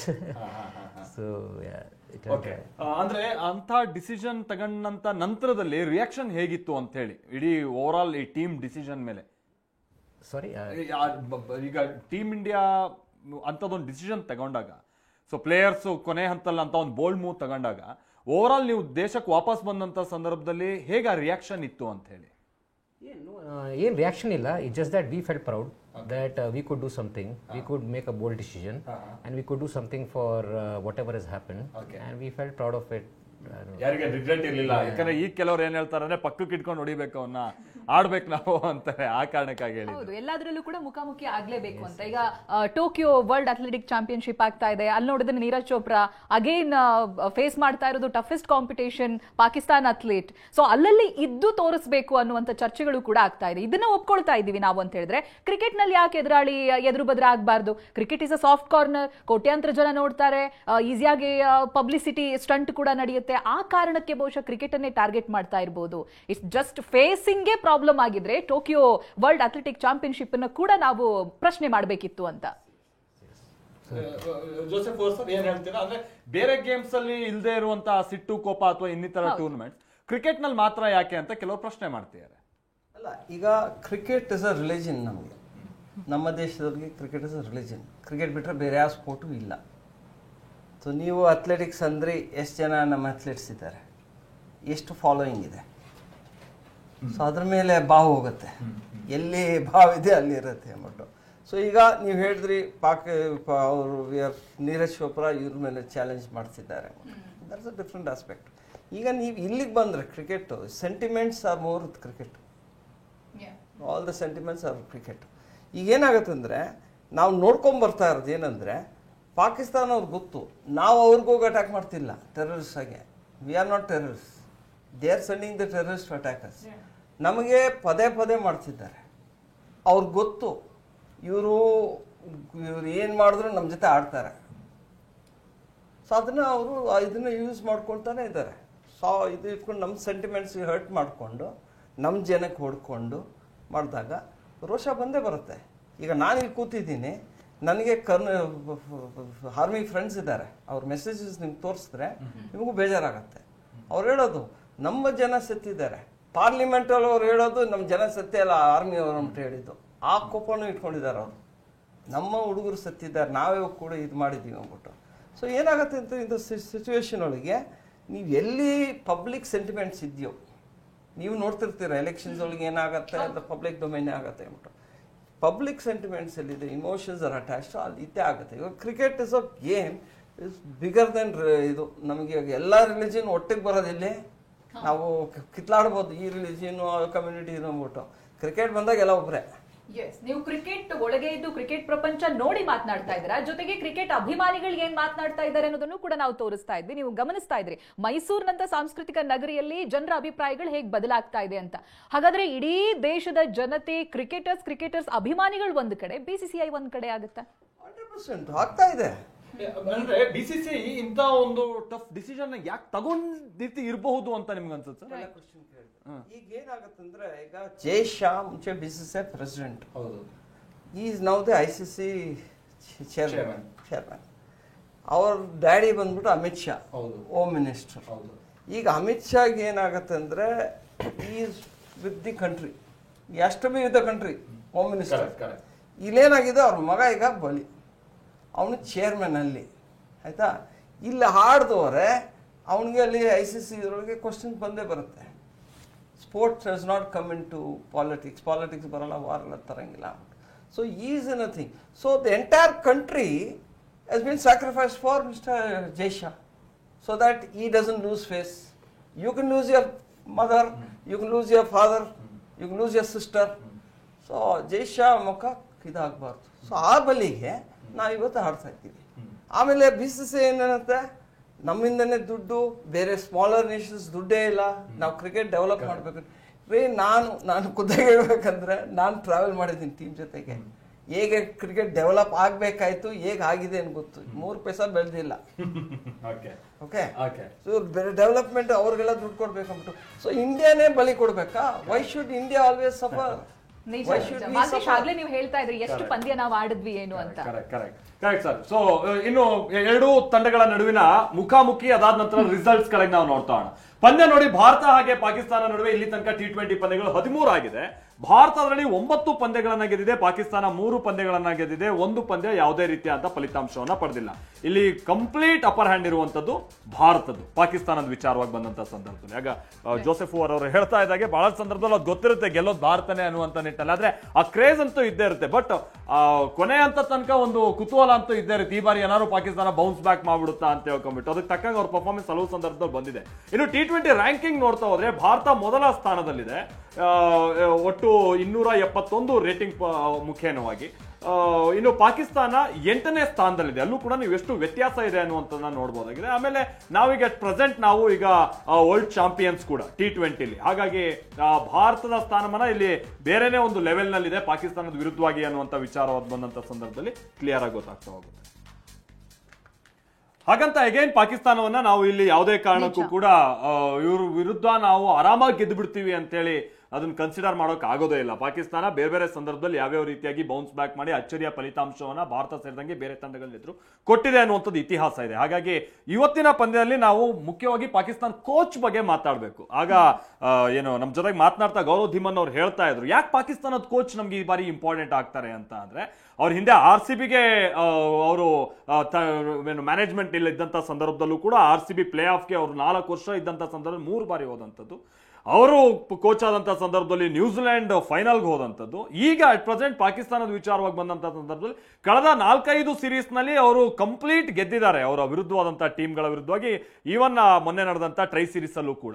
ಹಾಗಾಗಿ ಯಾರು coach, ಅವರ ಕಾರ್ಯತಂತ್ರ ಹೇಗೆ ಪಾಕಿಸ್ತಾನದ ಅಚ್ಚರಿಯ ಬದಲಾವಣೆಗೆ ಏನಾದ್ರು ಕಾರಣ ಆಗ್ಬಿಡುತ್ತಾ ಫಲಿತಾಂಶ, ಅದ್ರ ಬಗ್ಗೆನೂ ಕೂಡ ನಾವು ನಂತರದಂತಲ್ಲಿ ನಾವು ಮಾತನಾಡ್ತಾ ಇದ್ವಿ. ಪಾಕಿಸ್ತಾನವನ್ನ ಬಹಳ ಎಲ್ಲಾ ಸಂದರ್ಭದಲ್ಲೂ ಕೂಡ ನೆಗ್ಲೆಕ್ಟ್ ಮಾಡೋಕೆ ಆಗಲ್ಲ ಅಂತ ಹೇಳಿ. ಬಟ್ ಈ ಬಾರಿ ಮೈಕ್ ಹೆಸನ್ ಅವರು ಪಾಕಿಸ್ತಾನದ ಕೋಚ್ ಆದಂತ ನಂತರದಲ್ಲಿ ಅವ್ರ ಟೀಮ್ ನಲ್ಲಿ ತಂದಿರುವಂತಹ ಬಹಳ ಬದಲಾವಣೆಗಳನ್ನ ಕೂಡ ನಾವು ಗಮನಿಸಬೇಕು. ಹೇಗೆ ಭಾರತ ಮುಂದೆ ಬರುವಂತ ಕೆಲ ಟೂರ್ನಮೆಂಟ್ ಗಳನ್ನ ದೃಷ್ಟಿಯಲ್ಲಿ ಇಟ್ಕೊಂಡು ತಂಡ ಕಟ್ತಾ ಇದೆಯೋ, ಪಾಕಿಸ್ತಾನ ಕೂಡ ಬಹುಶಃ ಅದೇ ಹಾದಿಯಲ್ಲಿ ಸಾಕ್ತಾ ಇದೆ. ಬಹುಶಃ ಭಾರತದಂತ ತಂಡದ ವಿರುದ್ಧ ಏನಾದ್ರೂ ಒಂದು ಗೆಲುವು ಆ ಇಡೀ ತಂಡಕ್ಕೆ ದೊಡ್ಡ ಬೂಸ್ಟ್ ಸಿಗ್ಬಹುದು. ಅನಿರುದ್ಧ್ ಜೋಶಿ ಅವ್ರ ಬಳಿ ನಾವು ಮಾತಾಡೋಣ. ಅನಿರುದ್ಧ್ ಜೋಶಿ ಈಗ ಮಾತನಾಡ್ತಾ ಇದ್ವಿ, ಮೈಕ್ ಹೆಸನ್ ಹಿಂದೆ RCBಲಿ ಇದ್ದಂತ ಸಂದರ್ಭದಲ್ಲಿ, ನ್ಯೂಜಿಲೆಂಡ್ ನಲ್ಲಿ ಅವ್ರ ಕೋಚ್ ಆಗಿದ್ದಂತ ಸಂದರ್ಭದಲ್ಲಿ, ಈಗ ಪಾಕಿಸ್ತಾನದ ಹೆಡ್ ಕೋಚ್ ಆದಂತ ನಂತರದಲ್ಲಿ ನಿಧಾನವಾಗಿ ಕೆಲ ಬದಲಾವಣೆಗಳನ್ನಂತೂ ತರ್ತಾ ಇದ್ದಾರೆ, ಅಥವಾ ಆ ತಂಡದ ಪರ್ಫಾರ್ಮೆನ್ಸ್ ಅಲ್ಲಿ ಕೆಲ ಬದಲಾವಣೆ ಅಂತೂ ಆಗ್ತಾ ಇದೆ. ಅಫ್ಕೋರ್ಸ್ ಅವ್ರು ಗೆದ್ದಿರುವಂತದ್ದು ಬಾಂಗ್ಲಾದೇಶ, ಅಫ್ಘಾನಿಸ್ತಾನ್, UAE ಈ ತರದ ತಂಡಗಳ ವಿರುದ್ಧ ಆಗಿದ್ರು ಕೂಡ ಈ ತಂಡ ಏನಾದ್ರೂ ಚೇಂಜಸ್ ತರಬಲ್ಲದು ಅನ್ನುವಂತ ರೀತಿಯಾಗಿದೆಯಾ ಅವರ ಇಂಡಿವಿಜುವಲ್ ಕೆಲ ಪರ್ಫಾರ್ಮೆನ್ಸ್ ನೋಡಿದಂತ ಸಂದರ್ಭದಲ್ಲೂ ಕೂಡ?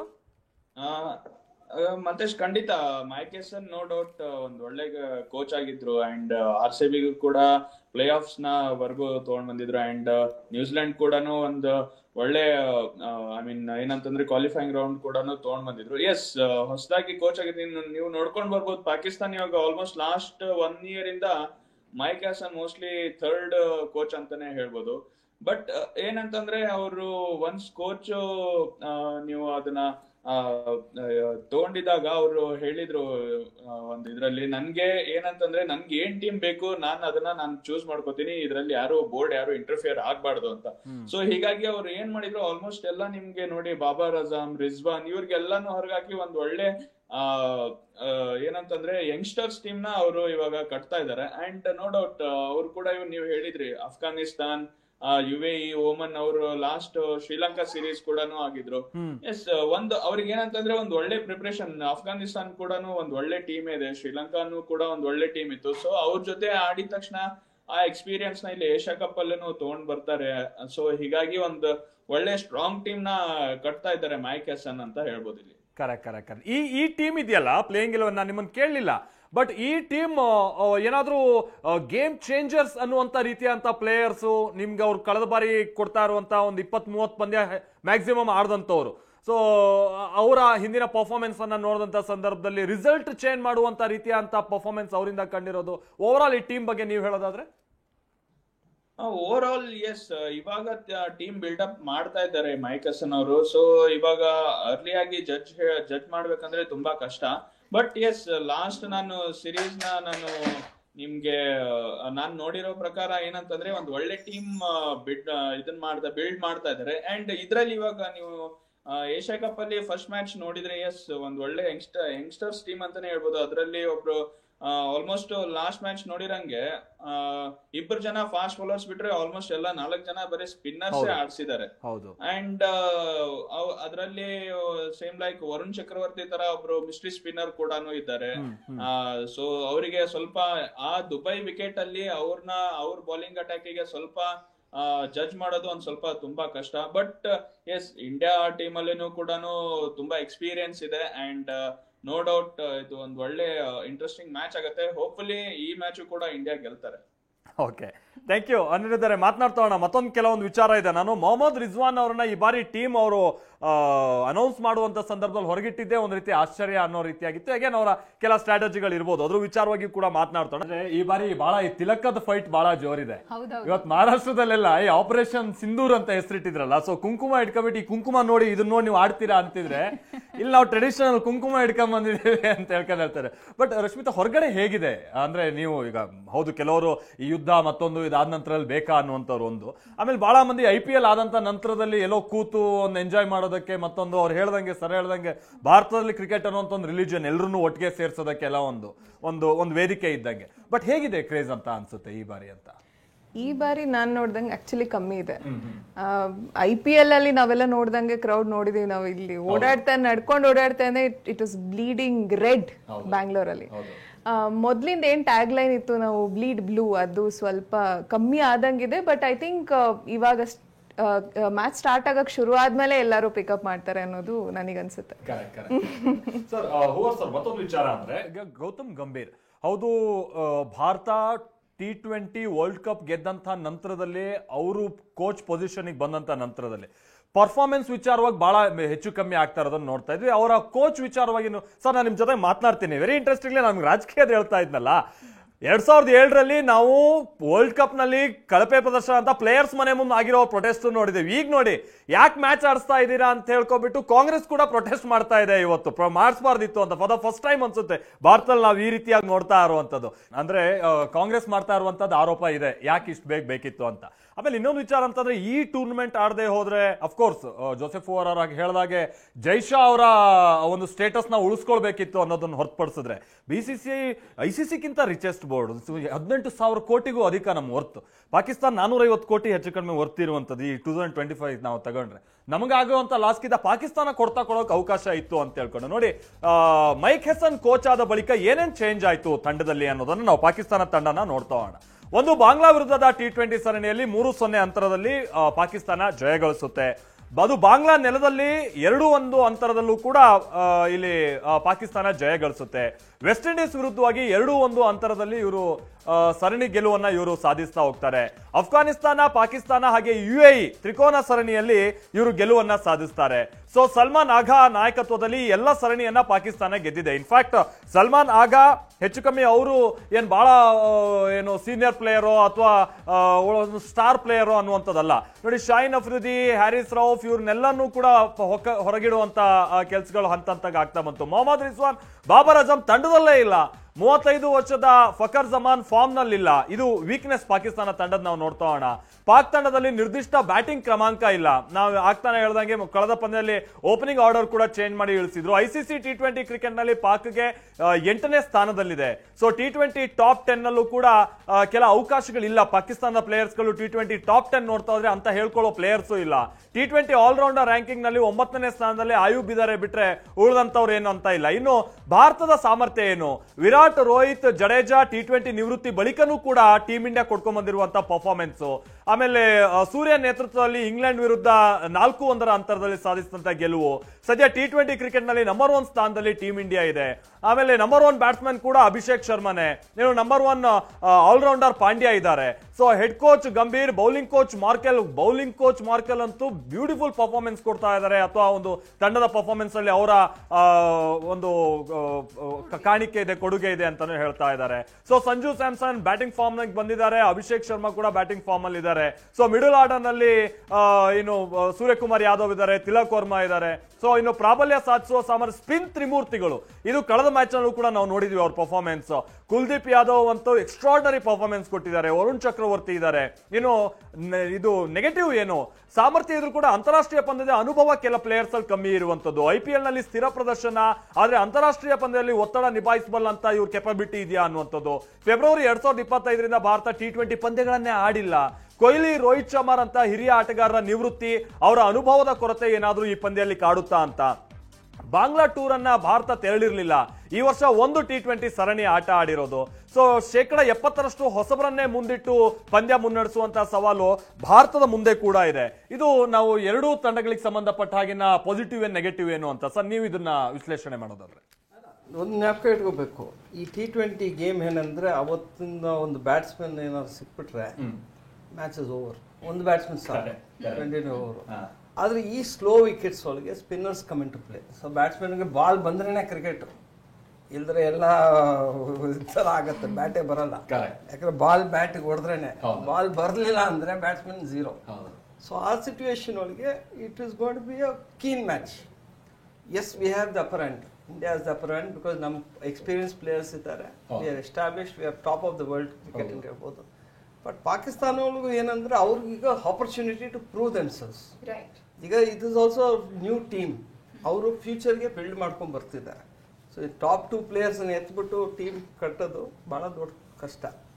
ಈಗ ನಾವು ನೋಡ್ತಾ ಇದ್ದೀವಿ ನಮ್ದ್ರೊಳಗೆ ಏನಾಗ್ತಿದೆ, ವಿರಾಟ್ ಇಲ್ಲ, ರೋಹಿತ್ ಇಲ್ಲ, ಜಡೇಜಾ ಇಲ್ಲ ಅಂದಾಗ ಇವರು ಈಗ ಅವರಿಬ್ಬರು ಅಜಾಮು ಮತ್ತು ಇವ್ರನ್ನ ಬಿಟ್ಟು, ಸರ್ಫರಾಜ್ನ ಬಿಟ್ಟು they building a team.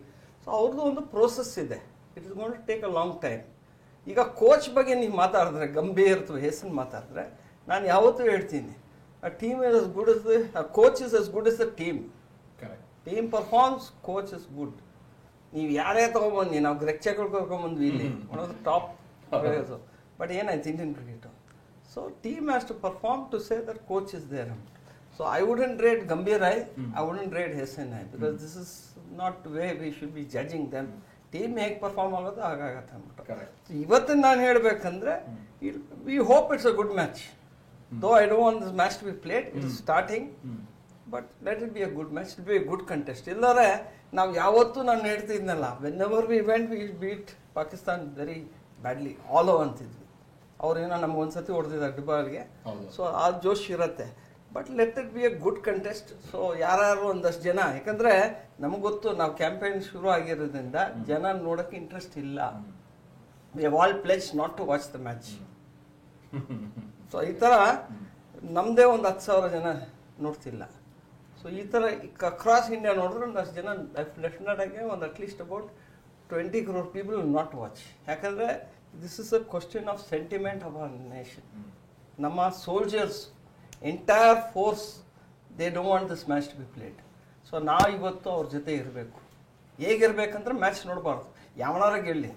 India ಅಂತೂ ಡೆಫಿನೆಟ್ ಆಗಿ ಹೇಳುತ್ತೆ, ಅದು ಬಿಡಿ. But what I said is, it doesn't matter to the forces and to genuine lovers of the country. I'm a citizen of the crown, proud citizen of this country. So namagenandre, we are not interested in this match. Whoever wins doesn't matter to us. But ಆಡ್ತಿರೋದೇ ದೊಡ್ಡ ತಪ್ಪು ಅಂದ್ಬಿಟ್ಟು ನಾವು ಹೇಳ್ತೀವಿ. Okay, ಅಂದ್ರೆ ನಾವೇನೋ border ಹೋಗಿ ಯುದ್ಧ ಮಾಡ್ಬಿಟ್ವಿ ಅನ್ನುವಂತ ರೀತಿಯಾಗಲ್ಲ ಇದೊಂದು ಮ್ಯಾಚ್, ಬಟ್ ಒಂದು ನೈತಿಕವಾದಂತ ಒಂದು ಸ್ಥೈರ್ಯ ಕೊಟ್ಟಂಗೆ ನಮ್ಮ ಸೋಲ್ಜರ್ಸ್ಗೆ ಅನ್ನುವಂತ ರೀತಿಯಾಗಿ ಹೇಳ್ತಾ ಇದ್ರು. ಇನ್ನು ಅನಿರುದ್ಧ್ ಜೋಶಿ ಅವರೇ, ಓವರ್ ಆಲ್ ನೀವು ನೋಡಿದ್ರಿ ಭಾರತ ತಂಡದ ನೆಗೆಟಿವ್ ಏನು ಪಾಸಿಟಿವ್ ಏನು ಅನ್ನುವಂತ ಪಾಕಿಸ್ತಾನ ತಂಡದ ವಿಚಾರವನ್ನು ಕೂಡ ಹೇಳಿದ್ರಿ. ಅದ್ರ ಬಗ್ಗೆ ನೀವು ವಿಶ್ಲೇಷಣೆ ಮಾಡೋದಾದ್ರೆ?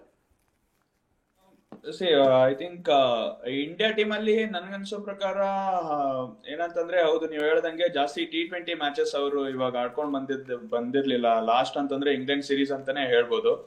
ಅಂಡ್ ಪಾಕಿಸ್ತಾನ್ ಟೀಮ್ ಅಂತಂದ್ರೆ ನೀವು ಸುಮಾರು ಒಂದು ಲಾಸ್ಟ್ ಒಂದು ಮೂರ್ನಾಲ್ಕು ಸೀರೀಸ್ ಆಡ್ಕೊಂಡ್ ಬಂದಿದ್ದಾರೆ. ಅಂಡ್ ಎಲ್ಲಾ ಸೀರೀಸ್ ಅಲ್ಲೂ ಕೂಡ ಗೆದ್ಕೊಂಡ್ ಬಂದಿದ್ದಾರೆ. ಅದೊಂದು ಅವ್ರಿಗೆ ಬೂಸ್ಟ್ ಆಗಿ ಸಿಗತ್ತೆ ಈ ಏಷ್ಯಾ ಕಪ್ ಟೂರ್ನಮೆಂಟ್ ಅಲ್ಲಿ. ಬಟ್ ಒನ್ಸ್ ನೀವು ಏನಂತಂದ್ರೆ ಬಿಗ್ ಟೂರ್ನಮೆಂಟ್ಸ್ ಲೈಕ್ ಈ ಏಷ್ಯಾ ಕಪ್ ಅಥವಾ ನೀವು ಯಾವ್ದೋ ICC ಟೂರ್ನಮೆಂಟ್ಸ್ ನೋಡಿದ್ರೆ ಇಂಡಿಯಾ ಯಾವಾಗ್ಲೂ ಪಾಕಿಸ್ತಾನ್ ಮೇಲೆ ಅಪ್ಪರ್ ಹ್ಯಾಂಡ್ ಇದ್ದೇ ಇದೆ. ಹೌದು. ಅಂಡ್ ಸುಮಾರು ಎಕ್ಸ್ಪೀರಿಯನ್ಸ್ ಕೂಡ ಇದೆ. ಬಿಕಾಸ್ ಏನಂತಂದ್ರೆ ಲಾಸ್ಟ್ ನೀವು ನೋಡ್ದಂಗೆ ಇಂಗ್ಲೆಂಡ್ ಸೀರೀಸ್ ಅಲ್ಲಿ ಎಲ್ಲರೂ ಸಿಕ್ಕಿರೋ ಅಪರ್ಚುನಿಟೀಸ್ ತುಂಬಾ ಚೆನ್ನಾಗಿ ಯುಟಿಲೈಸ್ ಮಾಡ್ಕೊಂಡ್ರು. ಅದೇ ರೀತಿ ಸೌತ್ ಆಫ್ರಿಕಾ ಸೀರೀಸ್ ಅಲ್ಲಿ ಹೋಗಿದಾಗ Sanju Samson and Tilak Varma no doubt, ಯಾಕಂದ್ರೆ ಅವರಿಗೆಲ್ಲ ಎಕ್ಸ್ಪೀರಿಯನ್ಸ್ ಆಗಿದೆ ಬಿಕಾಸ್ ಆಫ್ IPL ಆಗಿದೆ. ಸೊ ಹೀಗಾಗಿ ಏನಂತಂದ್ರೆ ಒಂದು ಸುಮಾರು ಜನ ಏನಂತಂದ್ರೆ ಲಾಸ್ಟ್ ಇವಾಗ ದುಬೈಯಲ್ಲಿ ಆಡಿದ್ದಿಲ್ಲ ಎಕ್ಸೆಪ್ಟ್ ವರ್ಲ್ಡ್ ಕಪ್ ಒಂದ್ ಬಿಟ್ರೆ. ಇವಾಗೆಲ್ಲ ಆಲ್ಮೋಸ್ಟ್ ಎಲ್ಲ ಹೊಸ ಟೀಮೇ ಇದೆ. ಇಂಡಿಯನ್ ಪ್ಲೇಯರ್ಸ್ ಎಲ್ಲರೂ ಒಂದು ಒಳ್ಳೆ ಅಪರ್ಚುನಿಟಿ. ಅಂಡ್ ಏನಂತಂದ್ರೆ ನೀವು ಹೇಳ್ದಂಗೆ IPL ಅಲ್ಲಿ ಸೇಮ್ ಲೈಕ್ ಇದೇ ತರ ವಿಕೆಟ್ಸ್ ಇದ್ದೇ ಇರುತ್ತೆ. ಸೊ ಅಲ್ಲಿ ಆಡಿರೋ ಎಕ್ಸ್ಪೀರಿಯನ್ಸ್ ನ ಅವ್ರು ಇಲ್ಲಿ ದುಬೈಯಲ್ಲಿನೂ ಕೂಡ ಅವ್ರಿಗೆ ಒಂದು ಹೆಲ್ಪ್ ಆಗತ್ತೆ. ಅಂಡ್ ನೆಗೆಟಿವ್ಸ್ ಅನ್ನೋದ್ಕಿಂತ ನನ್ನ ಇಲ್ಲಿ ಇಂಡಿಯನ್ ಟೀಮ್ ತುಂಬಾ ಸ್ಟ್ರಾಂಗ್ ಆಗಿ ಕಾಣ್ತಾ ಇದೆ. ಬಟ್ ಏನಂತಂದ್ರೆ ಪಾಕಿಸ್ತಾನ್ ಟೀಮ್ ಹತ್ರ ನೋಡಿದ್ರೆ ಒಂದು ಯಂಗ್ಸ್ಟರ್ಸ್ ಟೀಮ್ ಇದ್ದಾರೆ. ಅಂಡ್ ಅವ್ರಿಗೂ ಕೂಡ ಏನಂತಂದ್ರೆ ನೀವ್ ಹೇಳ್ದಂಗೆ ಲಾಸ್ಟ್ 3 ಸೀರೀಸ್ ಅಷ್ಟು ಏನಂತಂದ್ರೆ ಇವಾಗ ಲೈಕ್ ಇಂಡಿಯಾ ಅಗೇನ್ಸ್ಟ್ ಆಡ್ತಾ ಇದ್ರು ಅಷ್ಟು ಬಿಗ್ ಆಗಿ ಏನಂತಂದ್ರೆ ಅವರಿಗೆ ಒಂಥರ ಏನಂದ್ರೆ ನಿಮ್ಗೆ ಅಪೋಸಿಷನ್ ಆಗಿ ನಿಮ್ಗೆ ಅವ್ರಿಗೆ ಅಷ್ಟು ಇದು ಸಿಕ್ಕಿದ್ದಿಲ್ಲ, ಅಂದ್ರೆ ಪರ್ಫಾರ್ಮೆನ್ಸ್ ಮಾಡ್ಲಿಕ್ಕೆ ಸಿಕ್ಕಿದ್ದಿಲ್ಲ. ಬಟ್ ಇಂಡಿಯಾ ಟೀಮ್ ಅಂತಂದ್ರೆ ಯಾವಾಗ್ಲೂ ಅವ್ರಿಗೂ ಕೂಡ ಒಂದು ಭಯ ಇದ್ದೇ ಇರತ್ತೆ. ಯಾಕಂದ್ರೆ ಆ ತರ ಅವ್ರಿಗೆ ಟ್ರೆಂಡ್ ಆಗಿದೆ. ನಾವ್ ಯಾವ್ದೇ ಟೂರ್ನಮೆಂಟ್ ಆಡಿದ್ರು ಇಂಡಿಯಾ ಅಪೋಸಿಟ್ ಇತ್ತಂದ್ರೆ ನಾವು ಸೋತಿರ್ತೀವಿ ಅಂತ. ಸೊ ಹೀಗಾಗಿ ಬಟ್ ಮೈಕೆಸನ್ ಏನಂತಂದ್ರೆ ಇಲ್ಲಿ RCB ಅವರು ಕೋಚ್ ಆಗಿದ್ರು. ಅಂಡ್ ಅವ್ರಿಗೂ ಕೂಡ ಗೊತ್ತು ಸಾಕಷ್ಟು ಇಂಡಿಯನ್ ಪ್ಲೇಯರ್ಸ್ ನೋಡಿರ್ತಾರೆ ಅವ್ರದ್ದೆಲ್ಲ ವೀಕ್ನೆಸ್ ಏನು, ಆಮೇಲೆ ಸ್ಟ್ರಾಂಗ್ ಬ್ಯಾಟಿಂಗ್ ಏರಿಯಾಸ್ ಎಲ್ಲಿ ಇರ್ತಾರೆ ಏನು ಅದೆಲ್ಲ ಗೊತ್ತಿರುತ್ತೆ. ಸೊ ಹೀಗಾಗಿ ಅಲ್ಲಿ ಒಂದ್ ಸ್ಲೈಟ್ ಆಗಿ ಒಂದು ಅಡ್ವಾಂಟೇಜ್ ಇದ್ದೇ ಇರುತ್ತೆ ಪಾಕಿಸ್ತಾನ್ ಟೀಮ್ಗೆ. ಸೊ ಹೀಗಾಗಿ ಒಂದು ಒಳ್ಳೆ ಮ್ಯಾಚ್ ಆಗತ್ತೆ. ಓಕೆ ಇದರ ಜೊತೆಗೆ ಪಾಕಿಸ್ತಾನ್ ತಂಡದ ಈ ಬಾರಿಯ ಬದಲಾವಣೆ ನಾವು ನೋಡ್ತಾ ಬರೋದ್ರೆ, ಹೌದು ಅದು ಪಿಚ್ಚಿಗೆ ಅನಿವಾರ್ಯತೆ ಇತ್ತು ಅಂತಾನೂ ಕೂಡ ಕಾಣಿಸುತ್ತೆ. ಸೀಮರ್ಸ್ ಮೇಲೆ ಡಿಪೆಂಡೆನ್ಸಿ ಬದಲಾಗಿ 4 ಮಂದಿ ಸ್ಪಿನ್ನರ್ಸ್ಗಳು ಪಾಕಿಸ್ತಾನ ತಂಡದಲ್ಲಿ ಇದ್ದಾರೆ. ಅವ್ರೇನ್ ಗೇಮ್ ಚೇಂಜಿಂಗ್ ಮಾಡುವಂತ ರೀತಿಯ ಪರ್ಫಾರ್ಮೆನ್ಸ್ ಬರ್ಬೋದಾ? ಹೇಗೆ ಪಾಕಿಸ್ತಾನದ ಬದಲಾವಣೆ ಅವರಿಗೆ ಏನಾದ್ರು ಸಕ್ಸಸ್ ಅಂತ ಕೊಡ್ಬೋದಾ, ಅಥವಾ ಭಾರತಕ್ಕೆ ಇದೇನಾದ್ರು ಹೊಡೆತ ಕೊಡುವಂತ ಚಾನ್ಸಸ್ ಇದೆಯಾ? ಯಾಕಂದ್ರೆ ಪಾಕಿಸ್ತಾನ ಅನ್ನುವಂಥ ತಂಡ ಬಂದಾಗ ನಮ್ಗೆ ನೆನಪಾಗ್ತಾ ಇದ್ದಿದೆ ಎಂತೆಂಥ ಫಾಸ್ಟ್ ಬೌಲರ್ಸ್ಗಳು. ಬಟ್ ಈಗ ಅಂತ ಭಯ ಹುಡ್ಸೋ ಬೌಲರ್ಸ್ ಯಾರಿದ್ದಾರೆ ತಂಡದಲ್ಲಿ? ಶೈನ್ ಶಾ ಅಫ್ರಿದಿ ಬಿಟ್ರೆ ಅನ್ನುವಂಥದ್ದು ಒಂದು ಪ್ರಶ್ನೆ ಬರುತ್ತೆ. ಇದಾಗಲೇ ದುಬೈ ಸ್ಟೇಡಿಯಂ ಅನ್ನ ಟೀಮ್ ಇಂಡಿಯಾ ತಲುಪಿದೆ. ಈ ದುಬೈ ಪಿಚ್ ಬಗ್ಗೆನೂ ಮಾತನಾಡೋಣ. ಜೊತೆಗೆ ಈ ಟ್ರಾನ್ಸಿಷನ್ ಪೀರಿಯಡ್ ಇದೆಯಲ್ಲ, ಇದು ಭಾರತಕ್ಕೆ ಮಾತ್ರ ಅಲ್ಲ ಪಾಕ್ಗೂ ಕೂಡ. ಇದ್ರ ಬಗ್ಗೆ ನಮ್ಮ ಎಕ್ಸ್ಪರ್ಟ್ ಏನ್ ಹೇಳ್ತಾರೆ ಅನ್ನೋದನ್ನು ಕೂಡ ನಾನು ಕೇಳ್ತಾ ಹೋಗ್ತೀನಿ. ಸರ್, ಇವಾಗ ಈ ರೋಹಿತ್ ವಿರಾಟ್ ಇಲ್ಲ ಅನ್ನೋದಕ್ಕೆ ಅಲ್ಲೂ ಕೂಡ ಬಾಬರ್ ರಿಜ್ವಾನ್ ಇಲ್ಲ. ಆಮೇಲೆ ಈ ನಿಮ್ಮ ಅಸ್ತ್ರ ಒಂದಾದ್ರೆ ನಮ್ಮ ಅಸ್ತ್ರ ಒಂದು ಅನ್ನೋ ರೀತಿಯಾಗಿ ಕುಲ್ದೀಪ್ಗೆ ಮುಕೀಮನ್ನ ಕಂಪೇರ್ ಮಾಡಬಹುದು, ಹಾಗೆ ವರುಣ್ ಚಕ್ರವರ್ತಿಗೆ ಅಬ್ರಾರನ್ನ ನಾವು ಕಂಪೇರ್ ಮಾಡಬಹುದು. ಅಕ್ಷರ್ ಪಟೇಲ್ ಇದ್ದಾರೆ, ಈ ಕಡೆ Mohammad Nawaz left arm spinner. ಈ ರೀತಿಯಾಗಿ ಕಂಪ್ಯಾರಿಸನ್ ಹೆಂಗ್ ಮಾಡ್ತೀರಾ ಸರ್ ನೀವು? ಒಳ್ಳೆ ಒಂದು ಫೈಟ್ ಅನ್ನೋದಾಗಿ ಅನ್ಸಲ್ವಾ? ಇದೇನಾಗತ್ತಂದ್ರೆ ಈಗ ಇವರೆಲ್ಲ ಈಗ Pakistan team developing team translation ಒಳಗೆ ಫ್ಯೂಚರ್ ನೋಡ್ಕೊಂಡು ಪಿಕ್ ಮಾಡಿದ್ದಾರೆ ಸೈಡ್. ಬಟ್ ಏನಾಗತ್ತಂದ್ರೆ ಯು ನೀಡ್ ಎಕ್ಸ್ಪೀರಿಯನ್ಸ್. ಇಂಥ ದೊಡ್ಡ ಇಂಟೆನ್ಸಿಟಿ ಮ್ಯಾಚ್ ಬಂದಾಗ, ಎಸ್ಪೆಷಲಿ ಇಂಡಿಯಾ ಪಾಕಿಸ್ತಾನ್ ಮ್ಯಾಚ್ ಬಂದಾಗ intensity is too much. Because it's not just match ಒಳಗೆ intensity, they are taking lot of pressure from the public also. So ಅಂಥದ್ರೊಳಗೆ ಏನಾಗತ್ತಂದರೆ ಈ ಪಾಕಿಸ್ತಾನ ಟೀಮ್ಗೆ ಇದು ಇಲ್ಲ, ಎಕ್ಸ್ಪೀರಿಯನ್ಸ್ ಇಲ್ಲ. ಅಲ್ಲಿ ಅವ್ರು ಆಡೋದು ಕೇವಲ ಒಂದು IPL ಥರ ಆಡ್ತಾರೆ, ಅವ್ರು ಪಾಕಿಸ್ತಾನ ಪ್ರೀಮಿಯರ್ ಲೀಗ್ ಅಂತ ಆಡ್ತಾರೆ. That doesn't catch much attention. ಇಲ್ಲಿ ನಮ್ಮ ಹುಡುಗರು IPL ಎಷ್ಟು ವರ್ಷದಿಂದ ಆಡ್ತಿದ್ದಾರೆ. ಸೊ ಇವರು they are been part of that cauldron, ಒಂಥರ ಪ್ರೆಷರ್ ಕುಕ್ಕರ್ ಹೋಗಿ ಇದ್ದಿದ್ದಾರೆ.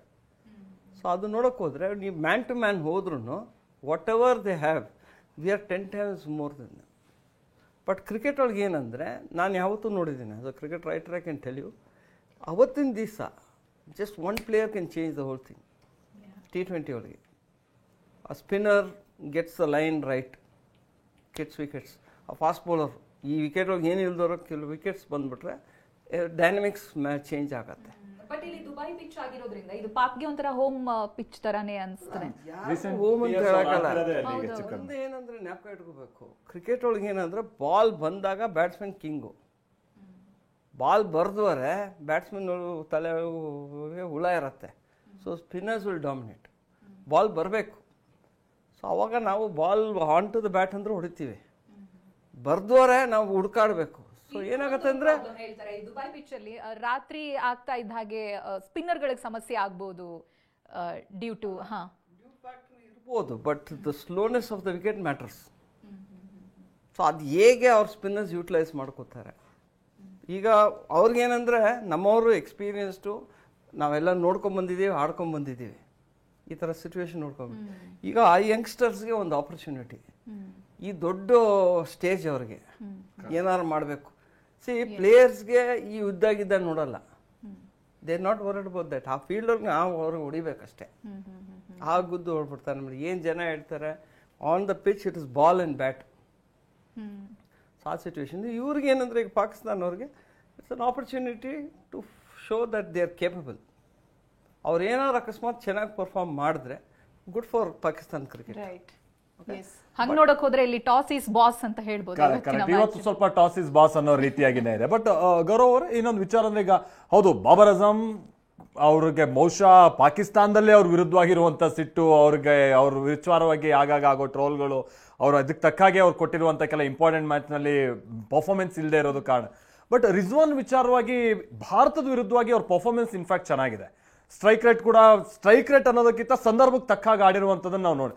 ರಿಜ್ವಾನ್ ಅನ್ನು ಕೂಡ ಹೊರಗಿಟ್ಟಿರುವಂಥದ್ದು ಅದು ಯಾವ ಮಟ್ಟಿಗೆ ಡಿಸಿಷನ್ ಅಂತ ಅನ್ಸುತ್ತೆ. ಜೊತೆಗೆ ಸರ್ ಹೇಳ್ದಂಗೆ ಒಂದು ಎಕ್ಸ್ಪೀರಿಯನ್ಸ್ ಮ್ಯಾಟರ್ಸ್ ಆಗುತ್ತೆ ಕೆಲವೊಂದು ಪಂದ್ಯದಲ್ಲಿ. ಸೊ ಆ ಅನುಭವದ ಕೊರತೆ ರಿಜ್ವಾನ್ ಇಲ್ಲದೆ ಇರುವಂಥ ಕಾರಣಕ್ಕಾಗಿ ಪಾಕಿಸ್ತಾನಕ್ಕೆ ಏನಾದರೂ ಸಮಸ್ಯೆ ಆಗ್ಬೋದಾ? ಸೊ ನನ್ನ ಪ್ರಕಾರ ಇದು only one issue, that is strike rate. Mohammad Hassan has seen the strike rates of the people and chosen the teams. The issue was with Babar Azam and Mohammad Rizwan was they were not up to the strike rate. So they were playing from the first over till 20th over, but strike rate was below 120. And they always bothered about their average, apparently. That's what I heard. But these guys have been given full freedom. Go and express yourself. That is the most important part. That's what I feel, that it's a great opportunity for Pakistan guys. You know, I mean, of course, they have nothing to lose. Nan prakara Pakistan team has nothing to lose. They should just go and play all out. In fact, we have pressure more because we are more talented. You know, we have got more exposure. You know, I mean, we are right on the top. Correct. So it's only about the strike rates.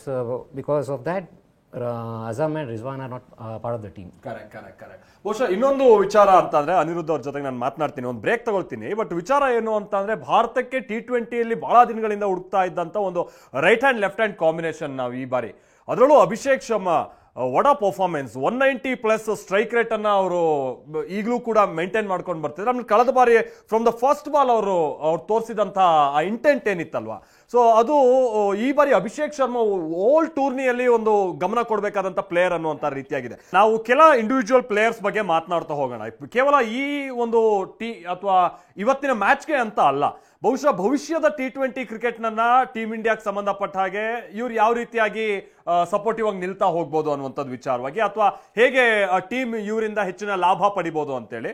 ಅದಕ್ಕೆ ಪ್ರಮುಖ ವಿಚಾರ ಅಂತಾನೆ ನಾನು ಮೊದಲೇ ಹೇಳಿದಾಗೆ openers ವಿಚಾರ ಬಂದಾಗ ಅಭಿಷೇಕ್ ಶರ್ಮಾ, ನಾನು ಕೇಳ್ತಾ ಇದ್ದೆ ಅನಿರುದ್ಧ್ ಜೋಶಿ ಅವರೇ, ಅಭಿಷೇಕ್ ಶರ್ಮಾ 190+ ಅಲ್ಲಿ ಈಗಲೂ ಸ್ಟ್ರೈಕ್ ರೇಟ್ ಕಾಪಾಡ್ಕೊಂಡು ಆಡ್ತಾ ಇದ್ದಾರೆ. 2 ಸೆಂಚುರಿ ಹೊಡೆದಿದ್ದಾರೆ, 2 50 ಹೊಡೆದಿದ್ದಾರೆ. ಇಂಗ್ಲೆಂಡ್ ಅಂತ ತಂಡದ ಎದುರು ಅವ್ರು ಕೊಟ್ಟಿರುವಂತಹ ಪರ್ಫಾರ್ಮೆನ್ಸ್ ಜೊತೆಗೆ ಅಗೈನ್ ಮೊನ್ನೆ ಫ್ರಮ್ ದ ಫಸ್ಟ್ ಬಾಲ್ ಅವರು ತೋರಿಸಿದಂತ ಇಂಟೆಂಟ್, ಬಹುಶಃ ಭಾರತಕ್ಕೆ ಬೇಕಾಗಿದ್ದಂತ ಅತಿ ಪ್ರಮುಖವಾದಂತ ಒಂದು ಜೋಡಿ ಅಂತ ಅಂದ್ರೆ ಲೆಫ್ಟ್ ಹ್ಯಾಂಡ್ ರೈಟ್ ಹ್ಯಾಂಡ್, ಅದು ಓಪನಿಂಗ್ ಕಾಂಬಿನೇಷನ್ ಹುಡುಕ್ತಾ ಇದ್ದಂಥದ್ದು. ಅಭಿಷೇಕ್ ಶರ್ಮಾ ಅದಕ್ಕೆ ಆನ್ಸರ್ ಏನ್ ಹೇಳ್ತೀರಾ? ಖಂಡಿತ ಇವರಿಬ್ರು ಶುಭ್ಮನ್ ಗಿಲ್ ಆಮೇಲೆ ಅಭಿಷೇಕ್ ಶರ್ಮಾ ನೋಡಿದ್ರೆ ನಂಗೆ ಒಂಥರ ಶಿಖರ್ ಧವನ್, ವೀರೇಂದ್ರ ಸೆಹ್ವಾಗ್ ಏನೋ ಮತ್ತೆ ತಿರ್ಗಾ ಬಂದಿದ್ದಾರೆ ಅಂತ ಅನಿಸ್ತಾ ಇದೆ. ಅಂಡ್ ಎಸ್ ಸಿ ಬಿಕಾಸ್ ನೀವು ಹೇಳ್ದಂಗೆ ಫಸ್ಟ್ ಬಾಲ್ 6 ಹೊಡಿತಾ ಇದಾರೆ ಅಂದ್ರೆ ನಿಮ್ಗೆ ಅದ್ರಲ್ಲೇ ಗೊತ್ತಾಗುತ್ತೆ ನಿಮ್ ಮ್ಯಾನೇಜ್ಮೆಂಟ್ ಅವ್ರಿಗೆ ಎಷ್ಟು ಸಪೋರ್ಟ್ ಮಾಡ್ತಾ ಇದಾರೆ, ಎಷ್ಟು ಬ್ಯಾಕ್ ಮಾಡ್ತಾ ಇದಾರೆ ಅಂತ. ಸೊ ಹೀಗಾಗಿ ಅವರು 100 ಹೊಡೆದಾದ್ಮೇಲೆ ಅವರು ಪ್ರೆಸ್ ಕಾನ್ಫರೆನ್ಸ್ ಅಲ್ಲಿ ಕೇಳಿದ್ರು ಏನ್ ಫಸ್ಟ್ ಬಾಲ್ ಇಂದಾನೇ ನೀವು ಆ ರೀತಿ ಆಡ್ತಾ ಇದಾರೆ. ಬಿಕಾಸ್ ಅಲ್ಲಿ ಅಭಿಷೇಕ್ ಶರ್ಮಾ ಅವರು ಹೇಳಿದ್ರು ನಿಮ್ಗೆ, ಅವರು ಇಲ್ಲಿ ನಂಗೆ ಕೋಚ್ ಬ್ಯಾಕ್ ಮಾಡ್ತಾ ಇದಾರೆ ಅಂಡ್ ಅದೇ ರೀತಿ ಸೂರ್ಯ ಬಾಯ್ ಕೂಡ ನಂಗೆ ಬ್ಯಾಕ್ ಮಾಡ್ತಾ ಇದಾರೆ. ನಿನ್ನ ಏನ್ ಆಡ್ಕೊಂಡ್ ಬಂದಿದ್ಯಾ ಅದೇ ತರ ನೀನು ಇದ್ರಲ್ಲೂ ಕೂಡ ಅದೇ ತರ ಫಸ್ಟ್ ಬಾಲ್ ನಿನ್ಗಿತ್ತ ಹೊಡಿಬೇಕು ಅನ್ಸಿದ್ರೆ ನೀನ್ ಹೋಗು, ನೀ ಇಟ್ಕೊಂಡೆ ಹೊಡಿತಾ ಇರೋ ಅಂತ. ಸೊ ಆ ಕಾನ್ಫಿಡೆನ್ಸ್ ನಿಮ್ಗೆ ಪ್ಲೇಯರ್ ಮೇಲೆ ನಿಮ್ಗೆ ಕೊಟ್ರಂತಂದ್ರೆ ಸೊ ಅವ್ರಿಗೆ ಇನ್ನ ಅನಿರುದ್ಧ್ ಜೋಶಿ ಅವರೇ, ಸಾರಿ ನಾನು ನಿಮ್ಗೆ ವಿಚಾರ ಏನು ಅಂತ ತಿಳಿಸ್ಬೇಕು ಅಂತಾನೆ ಟಾಸ್ ಗೆದ್ದಿದೆ ಪಾಕಿಸ್ತಾನ. ಸೊ ಬ್ಯಾಟಿಂಗ್ ಆಯ್ಕೆ ಮಾಡ್ಕೊಂಡಿದ್ದಾರೆ ಅನ್ನುವಂಥದ್ದು ನಮಗೆ ಗೊತ್ತಾಗ್ತಾ ಇರೋ ಸಂಗತಿ. ಸೊ ಟಾಸ್ ಬಹಳ ಮೇಜರ್ ರೋಲ್ ಇವತ್ತಿನ ಪಂದ್ಯದಲ್ಲಿ ಗೌರವ್ ಅವರೇ. I don't feel that toss is not issue in this pressure match because ultimately perform ಮಾಡಬೇಕು irrespective of conditions change ಮಾಡೋಕ್ಕಾಗಲ್ಲ. So whether you are batting first or bowling first according to me doesn't matter. Correct. So Aniruddha ಅವರೇ, Bharat toss ಅನ್ನ ಸೋತಿದೆ, Pakistan toss ಗೆದ್ದು batting ಮೊದಲಿಗೆ ಆಯ್ಕೆ ಮಾಡ್ಕೊಂಡಿದೆ. Same strategy like previous match Pakistan ಹೇಗೆ ನಾವು ಆಡಿದ್ರು ನೋಡಿದೀವಿ. ಸೊ ಇದು ಹೇಗೆ ಹೆಲ್ಪ್ಫುಲ್ ಆಗ್ಬೋದು ಪಾಕಿಸ್ತಾನಕ್ಕೆ? ಭಾರತದ ಸ್ಟ್ರಾಟಜಿಗಳು ಈ ಟೈಮ್ನಲ್ಲಿ ಏನಾದ್ರು ಕಳೆದ ಪಂದ್ಯಕ್ಕಿಂತ ಬದಲಾವಣೆ ಆಗುವಂತದ್ದು ಇದೆಯಾ? ಐ ಥಿಂಕ್ ಇನಿಷಿಯಲಿ ಒಂದ್ ಸ್ವಲ್ಪ ಮೂಮೆಂಟ್ ಇದ್ದೇ ಇರುತ್ತೆ ಪೇಸರ್ಗೆ, ಒಂದ್ ಸ್ವಲ್ಪ ಆ ವಿಕೆಟ್ ಅಲ್ಲಿ, ಅಬುದಾಬಿ ವಿಕೆಟ್ ಅಲ್ಲಿ. ಅಂಡ್ ಹೋಗ್ತಾ ನನ್ಗೆ ಲಾಸ್ಟ್ ಮ್ಯಾಚ್ ನೋಡಿರೋ ಪ್ರಕಾರ ನನ್ಗೆ ವಿಕೆಟ್ ಅಲ್ಲಿ ಅಷ್ಟೇನು ವ್ಯತ್ಯಾಸ ಕಾಣ್ಲಿಲ್ಲ. ಇವನ್ ಬ್ಯಾಟಿಂಗ್ ಸೆಕೆಂಡ್ ಸ್ವಲ್ಪ ಸ್ಲೋ ಇತ್ತು, ಬಟ್ ಏನಂತಂದ್ರೆ ನಮ್ ಇಂಡಿಯನ್ ಪ್ಲೇಯರ್ಸ್ ಅವ್ರು ಆಲ್ರೆಡಿ ಸ್ಪಿನ್ ಯೂಸ್ಡ್ ಆಗಿರ್ತಾರೆ. ಆ ವಿಕೆಟ್ ಹೆಂಗಿದೆ ಏನು ಅಂತ, ಸ್ಲೋ ವಿಕೆಟ್ ಅಲ್ಲಿ ತುಂಬಾ ಜನ ಆಡಿದ್ದಾರೆ ಇವಾಗ ಇಂಡಿಯನ್ ಟೀಮ್ ಅಲ್ಲಿ ಇರೋರು. ಸೊ ಎಕ್ಸ್ಪೀರಿಯನ್ಸ್ ಅಂತೂ ಇದ್ದೇ ಇದೆ. ಅಂಡ್ ಎಸ್, ಇನಿಷಿಯಲಿ ಒಂದ್ ಸ್ವಲ್ಪ ಮೂವ್ಮೆಂಟ್ ಇದ್ದೇ ಇರುತ್ತೆ. ಸೊ ನಾವ್ ಅಲ್ಲಿ 2-3 ವಿಕೆಟ್ ತಗೊಂಡ್ರೆ ಅಲ್ಲಿ ಪಾಕಿಸ್ತಾನ್ ಮಿಡ್ಲ್ ಆರ್ಡರ್ ಬ್ಯಾಟ್ಸ್ಮನ್ ಅಷ್ಟು ಏನಂತಂದ್ರೆ ಎಕ್ಸ್ಪೀರಿಯನ್ಸ್ ಬ್ಯಾಟ್ಸ್ಮನ್ ಗಳು ಇಲ್ಲ. ಅವರು ನೀವು ಅವಾಗ್ಲೇ ಹೇಳಿದ್ರಿ, ಫಕರ್ ಸಮಾನ್ ಕೂಡ ಫಾರ್ಮ್ ಅಲ್ಲಿ ಇಲ್ಲ. ಅವ್ರ ಹತ್ರ ಇರೋದೇ ಮೇನ್ ಏನಂದ್ರೆ ಓಪನಿಂಗ್ ಇಬ್ಬರು ಬ್ಯಾಟ್ಸ್ಮನ್. ಲಾಸ್ಟ್ ಮ್ಯಾಚ್ ನೀವು ಒಮನ್ ಮೇಲೆ ನೋಡಿದ್ರೆ ಅವ್ರು ಒಳ್ಳೆ ಸ್ಟಾರ್ಟ್ ಸಿಕ್ಕಿದ ತಕ್ಷಣ ತಳಗಡೆ ಅಷ್ಟೇನು ಯಾರು ಕಾಂಟ್ರಿಬ್ಯೂಟ್ ಮಾಡ್ಲಿಲ್ಲ.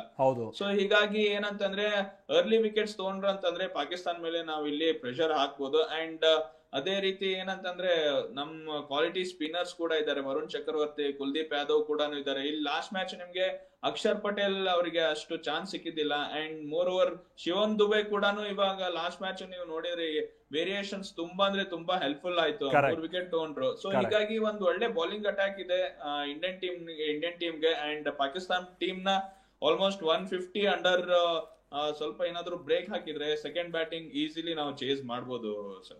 ಓಕೆ ಯಾವ ಸ್ಕೋರ್ ಈಗ ಅನಿರುದ್ಧ ಅವ್ರು ಹೇಳಿದಾಗೆ 150 ಒಳಗಡೆ ಕಟ್ ಹಾಕಿದ್ರೆ ಭಾರತಕ್ಕೆ ಅನುಕೂಲ ಅನ್ನುವಂಥ ರೀತಿಯಾಗಿ restriction score 170 up to 170 can chase. Okay, so playing 11 ನಾವು ಪಾಕಿಸ್ತಾನದ್ದು ಇಲ್ಲಿ ನೋಡ್ತಾ ಹೋದಂತ ಸಂದರ್ಭದಲ್ಲಿ ಏನು ಬಹಳ ಚೇಂಜಸ್ ಆದಂತ ರೀತಿಯಾಗಿ ಏನು ಕಂಡು ಬರ್ತಾ ಇಲ್ಲ. ಸೈಮ್ ಅಯೂಬ್ ಅವರಿಗೆ ಇವತ್ತು ಕೂಡ ಇದೆ, ಯಾಕಂದ್ರೆ ಕಳೆದ ಬಾರಿ ಅವರು 0 ಸ್ಕೋರ್ ಮಾಡಿದ್ದರು, ಬಟ್ ಬೌಲಿಂಗ್ ನಲ್ಲಿ ಬಹಳ ಒಳ್ಳೆ ಪರ್ಫಾರ್ಮೆನ್ಸ್ ಅನ್ನ ಕೊಟ್ಟಿದ್ದರು. ಹಾಗಾಗಿ ಏನ್ ಬದಲಾವಣೆ ಆದಂತ ರೀತಿಯಾಗಿ ಏನು ಕಂಡು ಬರ್ತಾ ಇಲ್ಲ. ಇನ್ನು ಹ್ಯಾರಿಸ್ ಇದ್ದಾರೆ, ಹಸನ್ ನವಾಜ್ ಅವರು ಇದ್ದಾರೆ, ಹೌದು. ಆಮೇಲೆ ಏನಂತ ಚೇಂಜಸ್ ಆದಂಗಿಲ್ಲ. ಶೈನ್ ಅಫ್ರಿದಿ ಮತ್ತೆ ಸೀಮರ್ಸಲ್ ನಾವು ನೋಡಿದಂತ ಸಂದರ್ಭದಲ್ಲಿ ಶೈನ್ ಅಫ್ರಿದಿ ಮೇಲೆ ಈಗಲೂ ಕೂಡ ಅವರು ಡಿಪೆಂಡೆಂಟ್ ಆದಂತ ರೀತಿಯಾಗಿ ಕಂಡು ಬರ್ತಾ ಇದೆ. ಇನ್ನು ಫೈಮ್ ಅಶ್ರಫ್ ಅವ್ರನ್ನ ಈ ಪಂದ್ಯದಲ್ಲೂ ಕೂಡ ಉಳಿಸ್ಕೊಳ್ಳಲಾಗಿದೆ. ಉಳಿದಂತೆ ಇವತ್ತು ಕೂಡ ಅವರು 3 ಏನು ಸ್ಪಿನ್ನರ್ಸ್ ಗಳ ಮೊರೆ ಹೋಗಿದ್ದಾರೆ. ಅಗೇನ್ ಅವ್ರ ಜೊತೆಗೆ ಅಯೂಬ್ ಕೂಡ ಸೇರಿದ್ರೆ 4 ಸ್ಪಿನ್ನರ್ಸ್ ಗಳು ಆಗ್ತಾರೆ ಅವರಿಗೆ, ಆಲ್ರೌಂಡರ್ ಅಯೂಬ್ ಕೂಡ ಸೇರಿದ್ರೆ. ಸೊ ಇವತ್ತು ಒಂದು ಬದಲಾವಣೆ ಅಂತ ಅಂದ್ರೆ ಬಹುಶಃ ಸೀಮರ್ಸ್ ಗಳಿಗೆ ಏನಾದ್ರೂ ಮಣೆ ಹಾಕುತ್ತಾ ಪಾಕಿಸ್ತಾನ ಅನ್ನುವಂತ ರೀತಿಯಾಗಿತ್ತು. ಬಟ್ ಪಿಚ್ ಕಂಡೀಷನ್ಸ್ ನೋಡಿದಂತ ಸಂದರ್ಭದಲ್ಲಿ ಇಲ್ಲ, ಅವರು ಸ್ಪಿನ್ನರ್ಸ್ ಗಳನ್ನೇ ಮುಂದುವರಿಸ್ತಾ ಇದ್ದಾರೆ. ಗೌರವ್ ಅವರೇ, ಸೇಮ್ ಜೋಶಿ ಹೇಳಿದಾರೆ, 2-3 ಓವರ್ ಸ್ವಲ್ಪ ಮೂವ್ಮೆಂಟ್ ಇರುತ್ತೆ, ಆಮೇಲೆ spinners will come in to play. Correct. So ಇದು ಭಾರತಕ್ಕೆ ಪಾಕಿಸ್ತಾನದ ವಿರುದ್ಧ ಅನ್ನುವಂಥ ಸಂದರ್ಭದಲ್ಲಿ ಕೆಲವೊಂದು ಸ್ಟ್ರಾಟಜಿಗಳು ಇರುತ್ತೆ. ಈ ಬಾರಿಯ ಸ್ಟ್ರಾಟಜಿ ಅವರ ಸೀಮರ್ಸ್ ಅಲ್ಲ, ಅವರ ಸ್ಪಿನ್ನರ್ಸ್ ವಿರುದ್ಧವಾಗಿ ಎಷ್ಟು ಕ್ವಾಲಿಟಿ ಸ್ಪಿನ್ನರ್ಸ್ ಅನ್ಸುತ್ತೆ ನಾನು ಮಾತನಾಡ್ತೀನಿ. ಅದ್ರ ಜೊತೆಗೆ ಇನ್ನು ಟೀಮ್ ಇಂಡಿಯಾದ ವಿಚಾರವಾಗಿ ಬಂದಂತ ಸಂದರ್ಭದಲ್ಲಿ ಏನಾದರೂ ಬದಲಾವಣೆ ಇದೆಯಾ? ಬದಲಾವಣೆ ಅಂತ ಅಂದ್ರೆ ನಾವು ಇಲ್ಲ, ಕಳೆದ ಬಾರಿ ಸಿಕ್ಕಂತ ಅವಕಾಶವನ್ನ 2 ಕೈಯಿಂದ ಬಾಚಿಕೊಂಡಿದ್ದಾರೆ. ಅಕ್ಷರ್ ಪಟೇಲ್ ಅವರಿಗೆ ಸ್ವಲ್ಪ ಅವಕಾಶ ಸಿಕ್ಕಿರಲಿಲ್ಲ, ಬಟ್ ಅವರು ಪರ್ಫಾರ್ಮೆನ್ಸ್ ಮಾಡಿದ್ದಾರೆ. ಇನ್ನು ಹಾರ್ದಿಕ್ ಪಾಂಡ್ಯ ಅವ್ರನ್ನ ಕಳೆದ ಬಾರಿ ಅವರು ಫಸ್ಟ್ ಓವರ್ ಕಣಕ್ಕಿಳಿಸಿದ್ದು ಹಾರ್ದಿಕ್ ಪಾಂಡ್ಯ ಅವ್ರನ್ನ, ಅವ್ರು ಯಾವುದೇ ವಿಕೆಟ್ ಪಡೆದಿಲ್ಲ ಕಳೆದ ಪಂದ್ಯದಲ್ಲಿ, ಬ್ಯಾಟಿಂಗ್ ಪರ್ಫಾರ್ಮ್ ಮಾಡೋಕೆ ಸಿಕ್ಕಿಲ್ಲ.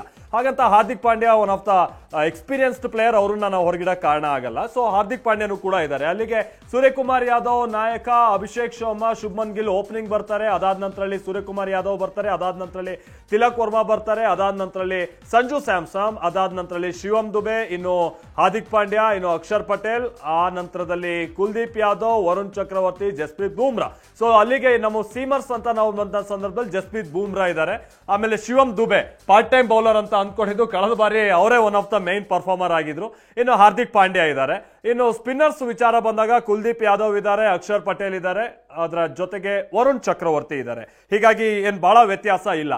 ಅನಿರುದ್ಧ್ ಜೋಶಿ ಅವರೇ, ನಾನು ಆಗ ಕೇಳ್ತಾ ಇದ್ದೆ, ಅಂದ್ರೆ ಇಷ್ಟು ಬಾರಿ ಪಾಕಿಸ್ತಾನದ ವಿರುದ್ಧವಾಗಿ ಸೀಮರ್ಸ್ ವಿರುದ್ಧವಾಗಿ ಸ್ಟ್ರಾಟಜಿಗಳನ್ನ ಹೆಣಿಬೇಕಾಗಿತ್ತು. ಬಟ್ ಇತ್ತೀಚಿನ ದಿನಗಳಲ್ಲಿ ಬಹಳ ಹೊಸ್ತು ಅಂತ ಕಾಣಿಸುತ್ತೆ. ಸ್ಪಿನ್ನರ್ಸ್ ಮೊರೆಯಾಗಿದ್ದಾರೆ. ಇವತ್ತು ಕೂಡ ಇಬ್ಬರೇ ಸೀಮರ್ಸ್ ಇಟ್ಕೊಂಡು ಕಣಕ್ಕಿಳಿತಾ ಇರುವಂತದ್ದು. ಪಿಚ್ ನೋಡಿದಂತ ಸಂದರ್ಭದಲ್ಲಿ ಹೌದು ಸ್ಪಿನ್ನರ್ಸ್ಗೆ ಅಷ್ಟು ಅಗತ್ಯತೆ ಕೊಡಬೇಕಾದಂತ ಅನಿವಾರ್ಯತೆ ಪಾಕಿಸ್ತಾನಕ್ಕಿತ್ತ ಅನ್ನುವಂಥದ್ದು. ಯಾಕಂದ್ರೆ ಒಳ್ಳೊಳ್ಳೆ ಕ್ವಾಲಿಟಿ ಸ್ಪಿನ್ನರ್ಸ್ ಕೂಡ ಅವರಲ್ಲಿ ಇದ್ದಾರೆ. ಆ ಕಾರಣಕ್ಕಾಗಿ ಜೊತೆಗೆ ಈ ಮೂವರು ಸ್ಪಿನ್ನರ್ಸ್ ಜೊತೆಗೆ ಅವರು ಪಾರ್ಟ್ ಟೈಮ್ ಸ್ಪಿನ್ನರ್ ನೋಡಿದಂತ ಸಂದರ್ಭದಲ್ಲಿ ಕ್ವಾಲಿಟಿ ಆಫ್ ದೇರ್ ಪರ್ಫಾರ್ಮೆನ್ಸ್ ಹೇಳೋದಾದ್ರೆ ಐ ಥಿಂಕ್ ಏನಂತಂದ್ರೆ ಇವಾಗ ಅಬುದಾಬಿ ವಿಕೆಟ್ಸ್ ಏನಂತಂದ್ರೆ ನಾನು IPL ಅಲ್ಲಿ ಇದ್ದಾಗ ಅಲ್ಲಿ ಆಡಿದ್ದೀನಿ.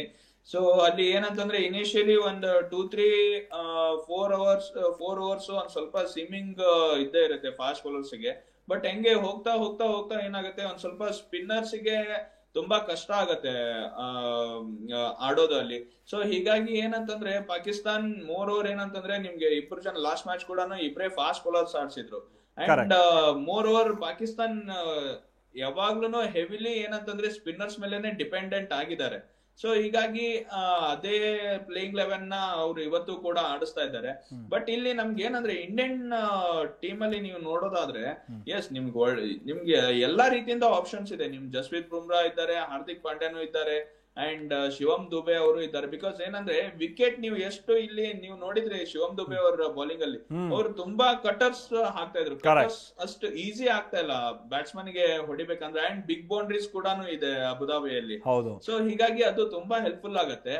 ಅಂಡ್ ನೀವು ನೋಡಿದ್ರೆ ಕುಲ್ದೀಪ್ ಯಾದವ್ ವೇರಿಯೇಷನ್ಸ್ ಯಾವ ತರ ತರ್ತಾ ಇದ್ರು. ಅಂಡ್ ವರುಣ್ ಚಕ್ರವರ್ತಿ ಅವ್ರ ವೇರಿಯೇಷನ್ಸ್, ಅಕ್ಷರ್ ಪಟೇಲ್ಗೆ ಹೌದು ಅವ್ರು ಅಷ್ಟು ವೇರಿಯೇಷನ್ಸ್ ತರಲ್ಲ, ಫ್ಲಾಟ್ ಆಗಿ ಆಗ್ತಾರೆ. ಬಟ್ ಈ ಎರಡು ಚಕ್ರವರ್ತಿ ಆಮೇಲೆ ಕುಲ್ದೀಪ್ ಯಾದವ್ಗೆ ಹೊಡೆಯೋದು ತುಂಬಾ ಕಷ್ಟ ಇದೆ ಈ ವಿಕೆಟ್ ಅಲ್ಲಿ. ಸೊ ಹೀಗಾಗಿ ಒಂದು 2 ಟೀಮ್ಸ್ ಅಲ್ಲಿ ಯಾಕಂದ್ರೆ 2 ಟೀಮ್ ಗೆದ್ಕೊಂಡ್ ಬಂದಿದ್ದಾರೆ. ಸೊ ಹೀಗಾಗಿ ಅಲ್ಲಿ ಅಷ್ಟು ಚೇಂಜಸ್ ಅಂತೂ ಎಕ್ಸ್ಪೆಕ್ಟ್ ಮಾಡ್ತಾ ಇರ್ಲಿಲ್ಲ. ಅಂಡ್ ಅದೇ ಪ್ಲೇಯಿಂಗ್ 11 ನ ಕೂಡ 2 ಟೀಮ್ ನ ರಿಟೈನ್ ಮಾಡ್ಕೊಂಡಿದ್ದಾರೆ ಸರ್. ಕರೆಕ್ಟ್. ಬಟ್ ನನ್ಗಿಲ್ಲಿ ಅನ್ಸೋದು ಅಂತ ಅಂದ್ರೆ, ಟು ಬಿ ಫ್ರಾಂಕ್ ಹೇಳ್ಬೇಕು ಅಂತಂದ್ರೆ, ಹೌದು ಒಂದು ಫೈಟ್ ಇರ್ಲಿ, ಒಂದು ಒಳ್ಳೆ ಮ್ಯಾಚ್ ಇರ್ಲಿ, ಬಟ್ ನನಗೀಗ ಅನ್ಸ್ತಾ ಇರೋದ್ರೆ ಪಾಕಿಸ್ತಾನದ ಬ್ಯಾಟ್ಸ್ಮನ್ಗಳು ನಮ್ಮ ಸ್ಪಿನ್ನರ್ಸ್ ಗಳನ್ನ ಈ 3 ಜನನ ಹೆಂಗೆ ಎದುರಿಸಬಹುದು ಅನ್ನುವಂತ ರೀತಿಯಾಗಿ. ಯಾಕಂತಾದ್ರೆ ಕಳೆದ ಪರ್ಫಾರ್ಮೆನ್ಸ್ ಅಥವಾ ಅವರ IPL ಪರ್ಫಾರ್ಮೆನ್ಸ್, ಕಳೆದ ಇನ್ನಿತರ ಇಂಟರ್ನ್ಯಾಷನಲ್ ಪರ್ಫಾರ್ಮೆನ್ಸ್ ನೋಡಿದಾಗ ಒಂದು ಚೂರು ಅವಕಾಶ ಸಿಕ್ಕರೆ ಬಡದ್ ಬಾಯಿಗೆ ಹಾಕೊಳ್ಳುವಂತ ಸ್ಪಿನ್ನರ್ಸ್ ಇವರು. ಅದರಲ್ಲೂ ಯಾರು ಕುಲ್ದೀಪ್ ಯಾದವ್, ವರುಣ್ ಚಕ್ರವರ್ತಿ ಅಂತೂ ಏನಾದ್ರೂ ಅವ್ರನ್ನ ಅನ್ಸ್ಟಾಪೇಬಲ್ ಅವ್ರು ಏನಾದ್ರೂ ಪರ್ಫಾರ್ಮೆನ್ಸಿಗೆ ಇಳಿದ್ರೆ. ಮತ್ತೆ ಅಗೈನ್ ಇದು ಪಿಚ್ ಕೂಡ ಬಹಳ ದೊಡ್ಡ ಪಿಚ್ ಆಗಿರೋ ಕಾರಣಕ್ಕಾಗಿ, ಗ್ರೌಂಡ್ ದೊಡ್ಡ ಆಗಿರುವಂತ ಕಾರಣಕ್ಕಾಗಿ ಪಾಕಿಸ್ತಾನದ ಬ್ಯಾಟ್ಸ್ಮನ್ಗಳು ಹೆಂಗೆ ಪರದಾಡ್ಬೋದು ಅಂತ ಅನಿರುದ್ಧ್ ಜೋಶಿ ಅವರೇ ಇವತ್ತು. ಕಷ್ಟ ಅಂತೂ ಇದ್ದೇ ಇರುತ್ತೆ ಸರ್. ಬಿಕಾಸ್ ಏನಂತಂದ್ರೆ ಇವಾಗ ಪಾಕಿಸ್ತಾನ ಅವರು ಅಷ್ಟು ಜಾಸ್ತಿ ಮ್ಯಾಚಸ್ ಇಂಡಿಯಾ ಅಗೇನ್ಸ್ಟ್ ಆಡಿಲ್ಲ. ಅಂಡ್ ಅವ್ರಿಗೂ ಕೂಡ ಗೊತ್ತಿಲ್ಲ ಯಾವ ರೀತಿ ಇರತ್ತೆ. ಕುಲ್ದೀಪ್ ಯಾದವ್ ಅವರು ಕೂಡ ಏನಂತಂದ್ರೆ ಟಿವಿಯಲ್ಲಿ ನೋಡ್ಕೊಂಡ್ಬಿಟ್ಟೆ ಬಂದು ಇವಾಗ ಮ್ಯಾಚ್ ಅಲ್ಲಿ ಆಡ್ಲೇಬೇಕಾಗತ್ತೆ. ಬಿಕಾಸ್ ಏನಂದ್ರೆ ಅಗೇನ್ಸ್ಟ್ ಮ್ಯಾಚಸ್ ಏನಾದ್ರು ಆಡಿದ್ರೆ ಎಸ್ ಗೊತ್ತಿರ್ತಿತ್ತು ವರುಣ್ ಚಕ್ರವರ್ತಿ ಹೆಂಗಾಗ್ತಾರೆ, ಕುಲ್ದೀಪ್ ಯಾದವ್ ಹೆಂಗಾಗ್ತಾರೆ ಅಂತ. ಸೊ ಜಾಸ್ತಿ ಮ್ಯಾಚಸ್ ಇವ್ರು ಪಾಕಿಸ್ತಾನ ಅಗೇನ್ಸ್ಟ್ ಆಡಿಲ್ಲ ಅಂತಂದ್ರೆ ಆಬ್ವಿಯಸ್ಲಿ ಇವ್ರ ಇರೋ ಬೌಲಿಂಗ್ ಅಟ್ಯಾಕಿಗೆ ಅವ್ರಿಗಿರೋ ಬ್ಯಾಟಿಂಗ್ ಅಟ್ಯಾಕಿಗೆ ಖಂಡಿತ ಸ್ಟ್ರಗಲ್ ಮಾಡೇ ಮಾಡ್ತಾರೆ. ಬಟ್ ಏನಂತಂದ್ರೆ ಪಾಕಿಸ್ತಾನ್ ಹೆಂಗೆ ಅಂತಂದ್ರೆ ಅವರು ಇವಾಗ ಲಾಸ್ಟ್ 3-4 ಸೀರೀಸ್ ಏನಂತಂದ್ರೆ ದುಬೈ ವಿಕೆಟ್ ಅಲ್ಲೇ ಆಡಿ ಕೂಡ ಅವ್ರಿಗೆ ಗೊತ್ತಿರತ್ತೆ ವಿಕೆಟ್ ಯಾವ ತರ ಬಿಹೇವ್ ಆಗತ್ತೆ, ಸ್ಪಿನ್ನರ್ಸ್ ಯಾವ ತರ ನಾವು ಆಡ್ಬೇಕು ಅಂತ ಒಂದ್ ಒಳ್ಳೆ ಎಕ್ಸ್ಪೀರಿಯನ್ಸ್ ಆಗಿದೆ ಲಾಸ್ಟ್ 3 ಸೀರೀಸ್ ಅಲ್ಲಿ. ಸೊ ಹೀಗಾಗಿ ಒಂದು ಒಳ್ಳೆ ಹೆಂಗೆ ಅಂತಂದ್ರೆ ಇವಾಗ Kuldeep Yadav, Varun Chakravarthy against Pakistan middle order batsman ಅಂತ ಒಂದ್ ಒಳ್ಳೆ ಕಾಳಗ ಅಂತೂ ಖಂಡಿತ ಇದ್ದೇ ಇರತ್ತೆ. ಸೊ ನೋಡ್ಬೇಕು ಇವಾಗ ಯಾವ ರೀತಿ ಅವರು ಸ್ಟ್ರಾಟಜಿ ಮಾಡ್ಕೋತಾರೆ ಅಂತ ಇಬ್ರು ಬೌಲರ್ಸ್ ಗೆ. ಕರೆಕ್ಟ್. ಇನ್ನೊಂದು ವಿಚಾರ ಅಂದ್ರೆ ಚೈತ್ರ, ಪಾಕಿಸ್ತಾನ್ ಬಹುಶಃ ಭಾರತದ ವಿರುದ್ಧವಾಗಿ ಹೆಣ್ಗಾಡೋದಕ್ಕೆ ಮತ್ತೊಂದು ಮೇನ್ ರೀಸನ್ ಅಂದ್ರೆ, ಈಗ ಅನಿರುದ್ಧ್ ಅವರು ಹೇಳ್ತಾ ಇದ್ದ ಹಾಗೆ ಅವ್ರಿಗೆ ಭಾರತದ ವಿರುದ್ಧ ಆ ಪರ್ಫಾರ್ಮೆನ್ಸ್ ಆಡೋದಕ್ಕೆ ಅವಕಾಶಗಳು ಜಾಸ್ತಿ ಇಲ್ಲ. ವರ್ಷದಲ್ಲಿ 2-3 ಮ್ಯಾಚ್ಗಳಿರುತ್ತೆ ಬಿಟ್ರೆ. IPL ಅಲ್ಲಿ ನಾವು ಅವ್ರನ್ನ ಸೇರ್ಸಲ್ಲ, ಅವ್ರ PSL ನಾವು ಹೋಗಲ್ಲ. ಇನ್ನು ಹೊರಗಡೆ ಆಡುವಂಥದಕ್ಕೆ BCCI ಪರ್ಮಿಷನ್ನೇ ಇಲ್ಲ. ಬಟ್ ಈ 3 ಜನ ಸ್ಪಿನ್ನರ್ಸ್ಗಳು ಹೇಗೆ ಗೇಮ್ ಚೇಂಜರ್ಸ್ ಆಗ್ತಾರೆ ಅಂತ. ಯಾಕೆ ಅಂತ ಅಂದ್ರೆ ಈ ರೀತಿ ಅಂತ ಒನ್ ಡೇ ಅಥವಾ T20 ಇಂಟರ್ನ್ಯಾಷನಲ್ ಮ್ಯಾಚ್ ಅಥವಾ ಈ ತರ ಟೂರ್ನಮೆಂಟ್ಸ್ ಬಂದಂತ ಸಂದರ್ಭದಲ್ಲಿ ನಾವು ಕಂಪ್ಲೀಟ್ ಆಗಿ ಡಿಪೆಂಡ್ ಆಗ್ತಾ ಇದ್ದಂಥದ್ದು ಇತ್ತೀಚಿನ ದಿನಗಳಲ್ಲಿ ಬೂಮ್ರಾ ವಿರುದ್ಧವಾಗಿ. ಬಹುಶಃ ಇದು ಫಸ್ಟ್ ಟೂರ್ನಮೆಂಟ್ ಅಂತ ಕಾಣಿಸುತ್ತೆ ಇತ್ತೀಚಿನ ದಿನಗಳಲ್ಲಿ. ಬೂಮ್ರಾ ವಿಚಾರ ಯಾರು ಮಾತಾಡ್ತಾ ಇಲ್ಲ. ಯಾವ ಮಟ್ಟಿಗೆ ಅಂತಾರೆ ಬೇಕಾದ್ರೆ ರಶ್ದೀಪ್ ಅವ್ರಿಗೆ ಸಿಗ್ಲಿ ಚಾನ್ಸ್, ಓಕೆ ಅವ್ರು ಮುಂದೆ ಬೆಳ್ಕೊಂಡು ಹೋಗ್ಲಿ ಅನ್ನೋ ರೀತಿಯಾಗಿದೆ. ಆದ್ರೆ ನಮ್ಮ ಸ್ಪಿನ್ನರ್ಸ್ ಕ್ವಾಲಿಟಿ ಹೇಗಿದೆ ಅನ್ನೋದಕ್ಕೆ. ಸ್ಪಿನ್ನರ್ ಕ್ವಾಲಿಟಿ ತುಂಬ ಚೆನ್ನಾಗಿದೆ. ಸೊ ಈ ದೊಡ್ಡ ಬೌಂಡ್ರಿಯಲ್ಲಿ ಅಂದರೆ ನಮಗೆ ಅಡ್ವಾಂಟೇಜ್ ಇದೆ. ಕುಲ್ದೀಪ್ ಯಾದವ್ ಜಾಸ್ತಿ ಫ್ಲೈಟ್ ಮಾಡ್ಬೋದು, ಎಲ್ಲ ಎಕ್ಸ್ಪೆರಿಮೆಂಟ್ ಟ್ರೈ ಮಾಡ್ಬೋದು, ಅಂದರೆ ವೆರೈಟೀಸ್ ಮಾಡ್ಬೋದು. So they are not scared of getting hit because they know that boundaries R bigger, which is a very good thing for T20 cricket. Boundaries should be bigger according to me when you're playing a T20. Now our bowlers are very different. Kuldeep is a wrist spinner, Varun is all over, like, you know, he can bowl anything. Correct. So we have all different kind of spinners. The most biggest advantage again ಏನಿದೆ, our flight ಮಾಡ್ಬೋದು. So he can express himself. Kuldeep Yadav is a bowler who actually flights. He can express himself on these grounds. Correct. And I'm sure that he should do well today. Correct. I think Kuldeep Yadav is for me the main changer today. ಹೌದು, ಇವಾಗ Pak first bat ಮಾಡ್ತಾ ಇರೋದ್ರಿಂದ ಈ ಸ್ಪಿನ್ನರ್ಗೆ golden time ಸಿಗುತ್ತಾ ಅಂತ Indian ಸ್ಪಿನ್ನರ್ಗಳಿಗೆ? Right. Sir, to be frank, okay, ನಾನು ಇನ್ನೊಂದು ವಿಚಾರ ಏನು ಅಂತ ಅಂದ್ರೆ, ಹೌದು ನೀವು ಹೇಳಿದ್ರಿ 170 ಒಳಗೆ ಕಟ್ ಹಾಕಿದ್ರೆ ಒಂದು ಗೋಲ್ಡನ್ ಆಪರ್ಚುನಿಟಿ ಅಂತೂ ಇದೆ. ಬಟ್ ಕಳೆದ ಪರ್ಫಾರ್ಮೆನ್ಸ್ ಅವ್ರನ್ನ ನೋಡಿದಾಗ, ಅದು ಓವರ್ ಆಲ್ ಪರ್ಫಾರ್ಮೆನ್ಸ್ ಬಂದಾಗ, ಟು ಬಿ ಫ್ರಾಂಕ್ ಅವ್ರ ಸ್ಕೋರ್ ಎಷ್ಟಕ್ಕೆ ಅಂದ್ರೆ ನಾವು ಕಟ್ ಹಾಕೋಕ್ ಅವಕಾಶ ಇದೆ ಅಂತ ಅನ್ಸುತ್ತೆ ಸರ್? 170 ಕೊಟ್ಟಿದೆ, ಹೌದು, ನಾವು ಅದನ್ನ ಚೇಸಬಲ್ ಸ್ಕೋರ್, ಬಟ್ ಪರ್ಫಾರ್ಮೆನ್ಸ್ ನೋಡಿದಂತ ಸಂದರ್ಭದಲ್ಲಿ ನಾವು ಜಸ್ಟ್ ಗೆಸ್ ಅಷ್ಟೇ. But I still stick on to 170 only because I know Pakistan is going to play smart. ಅವರು ಮುಮ್ರಾಗೆ ಸ್ವಲ್ಪ ನಿಂತ್ಕೊಂಡು ಆಡ್ತಾನೆ, ಆಮೇಲೆ single double in between 1-6 or 4. I am pretty much sure 160-170 they should reach. Correct. Okay, ಇನ್ನೊಂದು ಕೆಲ ಪ್ಲೇಯರ್ಸ್ಗಳು ವಿಚಾರವಾಗಿ ಮಾತನಾಡಬೇಕು, ಹೇಗೆ ಗೇಮ್ ಚೇಂಜಸ್ ಆಗ್ಬೋದು ಅಂತ. ಆಮೇಲೆ ಭಾರತದ ಅಗೈನ್ T20 ಭವಿಷ್ಯ ದೃಷ್ಟಿಯಿಂದ ಇವ್ರುಗಳ ಪರ್ಫಾರ್ಮೆನ್ಸ್ ಈ ಟೂರ್ನಮೆಂಟ್ ಅಲ್ಲಿ ಹೇಗೆ ಬಹಳಷ್ಟು ಇಂಪಾರ್ಟೆಂಟ್ ಆಗುತ್ತೆ ಅಂತ ಹೇಳಿ, ಜೊತೆಗೆ ಯಾರು ಟಾರ್ಗೆಟ್ ಅನ್ನುವಂತ ವಿಚಾರ ಬಂದಂತ ಸಂದರ್ಭದಲ್ಲಿ ಯಾವ ಬ್ಯಾಟ್ಸ್ಮನ್ಗೆ ಯಾವ ಬೌಲರ್ ಈ ಬಾರಿ ಬಹಳ ಟಾರ್ಗೆಟ್ ಆಗಿ ಪರಿಣಮಿಸಬಹುದು ಅನ್ನುವಂಥದ್ದು, ಆ ಸ್ಟಾಟಿಸ್ಟಿಕ್ಸ್ ಅನ್ನ ಕೂಡ ನಿಮ್ಮ ಮುಂದೆ ಇಡ್ತೀವಿ.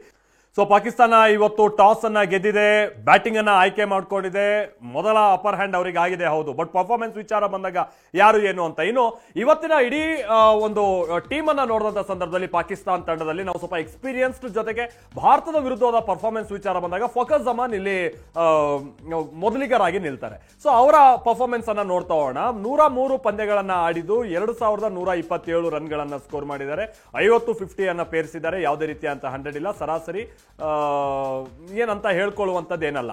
ಅವ್ರಿಗೆ ವಿರುದ್ಧವಾಗಿ ನಾವು ಬೂಮ್ರಾ ಅವರನ್ನ ಇಡೋಣ.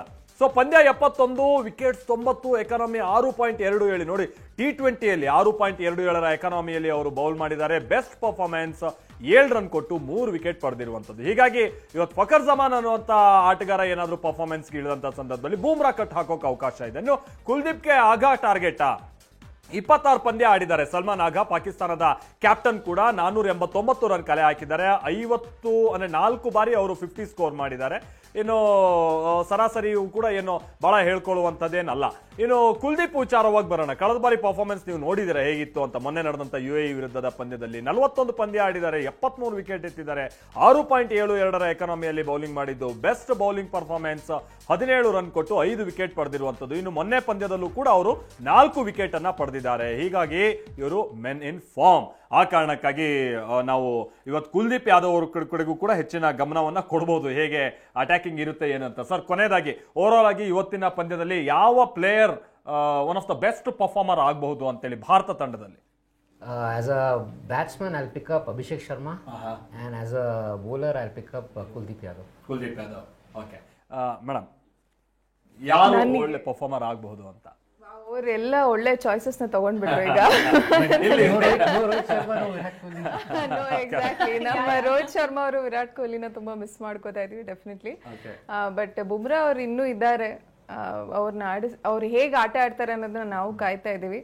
ಅವರು ಒಳ್ಳೊಳ್ಳೆ ಪ್ಲೇಯರ್ಸ್ ನ ಆಲ್ರೆಡಿ ಪಿಕ್ ಮಾಡ್ಬಿಟ್ಟಿದ್ದಾರೆ. ನಾನು I am looking forward to Kuldeep Yadav.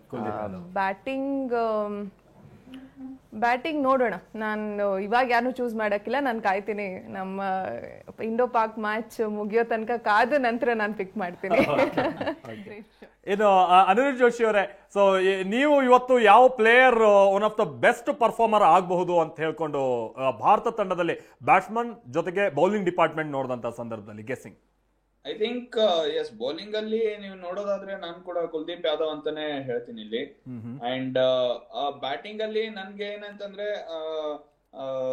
ಒಂದ್ ಒಳ್ಳೆ ಕಂಟೆಸ್ಟ್ ಆಗತ್ತೆ. ಅಂದ್ರೆ ಐ ಮೀನ್ ಏನಂತಂದ್ರೆ ಶೈನ್ ಅಫ್ರಿದಿ ಹಾಗೂ ಅಭಿಷೇಕ್ ಶರ್ಮಾ ಅವ್ರ ನಡುವೆ ಒಂದ್ ಸ್ವಲ್ಪ ಒಂದೊಳ್ಳೆ ಫೈಟ್ ಆಗ್ಬೋದು. ಬಿಕಾಸ್ ಏನಂದ್ರೆ ಇಬ್ರು ಏನಂದ್ರೆ ಶುಭ್ಮನ್ ಗಿಲ್ ಆಮೇಲೆ ಅಭಿಷೇಕ್ ಶರ್ಮಾ ಒಂಥರ ಫ್ರೀ ಸ್ಟ್ರೋಕ್ ಪ್ಲೇಯರ್ಸ್ ಇದ್ದಾರೆ. ಸೊ ಹೀಗಾಗಿ ನನ್ಗೆ ಬ್ಯಾಟಿಂಗ್ ಅಲ್ಲಿ ನಂಗೆ ನೋಡಿದ್ದು ಅಂತಂದ್ರೆ ಶುಭ್ಮನ್ ಗಿಲ್ ಇವತ್ತು ಹೊಡಿತಾರೆ ಅಂತ ಅನ್ಕೋತೀನಿ. ಶುಭ್ಮನ್ ಗಿಲ್. ಓಕೆ, ಇನ್ನು ಪಾಕಿಸ್ತಾನದ ಪ್ಲೇಯರ್ಸ್ ವಿಚಾರ ಬಂದಾಗ ಐ ಥಿಂಕ್ ಫಕರ್ ಜಮಾನ್ ಇದ್ದೇ ಇದ್ದಾರೆ, ಎಕ್ಸ್ಪೀರಿಯನ್ಸ್ ಪ್ಲೇಯರ್ಸ್ ಇದ್ದಾರೆ. And Fakhar Zaman watch out player Pakistan team ಅಲ್ಲಿ. ಬಿಕಾಸ್ ಏನಂತ ಲಾಸ್ಟ್ ಮ್ಯಾಚ್ ಕೂಡ ಅವ್ರು ಚೆನ್ನಾಗಿ ಆಡಿದ್ರು, 66 ಔಟ್ ಆಗೇ ಇದ್ರು. ಬೌಲಿಂಗ್ ಅಲ್ಲಿ ಯಾರು ಸೈಯದ್ ಅಂತ ಇದ್ದಾರೆ, ಒಂಥರ ನಾನು ಮಿಸ್ಟ್ರಿ ಸ್ಪಿನ್ನರ್ ತರ ಇದ್ದಾರೆ, ಸೇಮ್ ಲೈಕ್ ವರುಣ್ ಚಕ್ರವರ್ತಿ ತರಾನೇ ಹಾಕ್ತಾ ಇದ್ದಾರೆ ಬೌಲಿಂಗ್ ಕೂಡ ಅವರು. ಸೊ ಹೀಗಾಗಿ ಅವ್ರನ್ನ ಪಾಕಿಸ್ತಾನ್ ಟೀಮ್ ಅಲ್ಲಿ ಅವ್ರು ಕೂಡ ಇವತ್ತು ಚೆನ್ನಾಗಿ ಬರ್ಬೋದು ಅಂತ. ಓವರ್ ಆಲ್ ಭಾರತದ ಬ್ಯಾಟ್ಸ್ಮನ್ ಗಳು ನೋಡಿದಾಗ ಸ್ಪಿನ್ನರ್ಸ್ ಅಗೇನ್ಸ್ಟ್ ಪರ್ಫಾರ್ಮೆನ್ಸ್ ಹೇಗ್ ನೀವು ಅದನ್ನ ವಿಶ್ಲೇಷಿಸ್ತೀರಾ? ಯಾಕಂದ್ರೆ ಇವತ್ತು ಪಾಕಿಸ್ತಾನ 4 ಸ್ಪಿನ್ನರ್ಸ್ ಗಳನ್ನ ಇಟ್ಕೊಂಡು ಬರ್ತಾ ಇದೆಯಲ್ಲ, ಆ ಕಾರಣಕ್ಕಾಗಿ ಏನಂತಂದ್ರೆ ಅದೇ ನಾನು ಅವಾಗ ಹೇಳ್ದಂಗೆ ಎಸ್ ಇಂಡಿಯನ್ ಟೀಮ್ಗೆ ಅದರದ್ದು ಏನಂತಂದ್ರೆ ಸ್ಲೋ ವಿಕೆಟ್ಸ್ ಅಲ್ಲಿ ಆಡಿ ಅಭ್ಯಾಸ ಇದೆ. ಅಂಡ್ ಗೊತ್ತು ಯಾವ ರೀತಿ ಸ್ಪಿನ್ನರ್ಸ್ ಗೆ ನಾವು ಅಟ್ಯಾಕ್ ಮಾಡ್ಬೇಕು ಅಂತಾನು ಗೊತ್ತಿದೆ. ಬಟ್ ಏನಂದ್ರೆ ನಾನು ಅವಾಗ ಹೇಳ್ದಂಗೆ ಸ್ವಲ್ಪ ಇದು ಸುಮಾರು ಜನ ಹೊಸದಾಗಿ ಪ್ಲೇಯರ್ಸ್ ಆಡ್ ಆಗಿದ್ದಾರೆ ಈ ಏಷ್ಯಾ ಕಪ್ ಅಲ್ಲಿ. ಸ್ವಲ್ಪ ನನ್ಗನ್ಸೋ ಪ್ರಕಾರ ಏನಂದ್ರೆ ಟೈಮ್ ಏನಾದ್ರು 1-2 ಬಾಲ್ ಅಥವಾ 3-4 ಬಾಲ್ ಸ್ವಲ್ಪ ಸೆಟಲ್ ಆದ್ರೆ ಅಂಡ್ ಬಿಗ್ ಸ್ಕೋರ್ಸ್ ಸಿಗುವಂತ ಪ್ಲೇಯರ್ಸ್ ಕೂಡ ಇದ್ದಾರೆ. ಸೊ ಹೀಗಾಗಿ ರಶ್ ಅಪ್ ಆಗ್ಬಾರ್ದು, 1-2-3 ಬಾಲ್ ಅಟ್ ಲೀಸ್ಟ್ ಟ್ರೈ ಮಾಡಿ, ಆಮೇಲೆ ದೆನ್ ಬಿಗ್ ಶಾಟ್ ಸಿಗೋದ್ರೆ ಈಸಿ ಆಗತ್ತೆ ಅನ್ಕೋತೀನಿ. Okay, thank you Anirudh Joshi ಅವರೇ. ಇಷ್ಟೊತ್ತು ನಮ್ಮ ಜೊತೆಗೆ ಮಾತನಾಡಿ ಬಹಳಷ್ಟು ವಿಚಾರಗಳನ್ನ ಹಂಚ್ಕೊಂಡ್ರಿ. Gaurav sir thank you, Rashmita ಅವರೇ ಥ್ಯಾಂಕ್ ಯು. ಹೇಳಿ, ಕೊನೆಯದಾಗಿ ಏನ್ ಹೇಳ್ತೀರಾ? ಚೈತ್ರ ಟಾಸ್ ಆಯ್ತು, ನೋಡ್ಬೇಕಾಗಿದೆ ಪಂದ್ಯವನ್ನ, ನೋಡೋಣ ಏನಾಗುತ್ತೆ ಅನ್ನೋದಾಗಿ. ಹೇಳಿರುವಂತ ಪ್ರಿಡಿಕ್ಷನ್ಸ್ ಎಲ್ಲ ಯಾವ ರೀತಿಯಾಗಿ ಹೋಗುತ್ತೆ ಇವತ್ತು ಅಂತ. ಕರೆಕ್ಟ್. ಯಾಕಂದ್ರೆ ಇಲ್ಲಿ ತನಕ ಕೂಡ ಟಿ20 ಅಂತಲ್ಲ, ಇಂಟರ್ನ್ಯಾಷನಲ್ ಕ್ರಿಕೆಟ್ ಅಂತ ಬಂದಾಗ ಭಾರತ ಕಂಪ್ಲೀಟ್ ಆಗಿ ಅಪರ್ ಹ್ಯಾಂಡ್ ಇದೆ ಪಾಕಿಸ್ತಾನ ಮೇಲೆ. ಬಟ್ ಈ ಬಾರಿ ಸ್ವಲ್ಪ ಸನ್ನಿವೇಶ ಬೇರೆ ಇದೆ. ಯಾಕಂದ್ರೆ ಇಷ್ಟು ಬಾರಿ ಸೆಲೆಬ್ರೇಟ್ ಮಾಡ್ತಾ ಇದ್ದವರು ಈ ಬಾರಿ ಯಾಕೆ ಮ್ಯಾಚ್ ಆಡ್ತಿದ್ದೀರಾ ಅಂತ ಹೇಳ್ತಾ ಇದ್ದಾರೆ. ಗೆದ್ರೆ ಅದನ್ನ ಹೆಗಲ ಮೇಲೆ ಹೊತ್ಕೊಂಡು ಈ ಬಾರಿ ಕುಣಿಸ್ತಾರೆ. ಅಕಸ್ಮಾತ್ ಏನಾದ್ರೂ ವ್ಯತಿರಿಕ್ತ ಪರ್ಫಾರ್ಮೆನ್ಸ್ ಬಂದ್ರೆ ಇದು ಕೇವಲ ಏನು ಟೀಮ್ಗೆ ಮಾತ್ರ ಅಲ್ಲ, ಇಲ್ಲಿನ ಪೊಲಿಟಿಕಲಿ ಕೂಡ ಬಹಳ ಬದಲಾವಣೆಗೆ, ಯಾಕಂದ್ರೆ ನಾಳೆ ಬಿಹಾರ್ ಎಲೆಕ್ಷನ್ ಇದೆ, ಇದು ಎಲ್ಲೆಲ್ಲಿ ತನಕ ಹೋಗುತ್ತೋ ಗೊತ್ತಿಲ್ಲ. ಹಾಗಾಗಿ ಬೇರೆ ಬೇರೆ ಆಯಾಮದಲ್ಲಿ ಇವತ್ತಿನ ಪಂದ್ಯದ ಫಲಿತಾಂಶ ಬಹಳ ಮುಖ್ಯ ಆಗಿದೆ. ನಾವು ಕೂಡ ಟೀಮ್ ಇಂಡಿಯಾ ಗೆಲ್ಲಿ ಅಂತ ಆಶಿಸೋಣ. Thank you.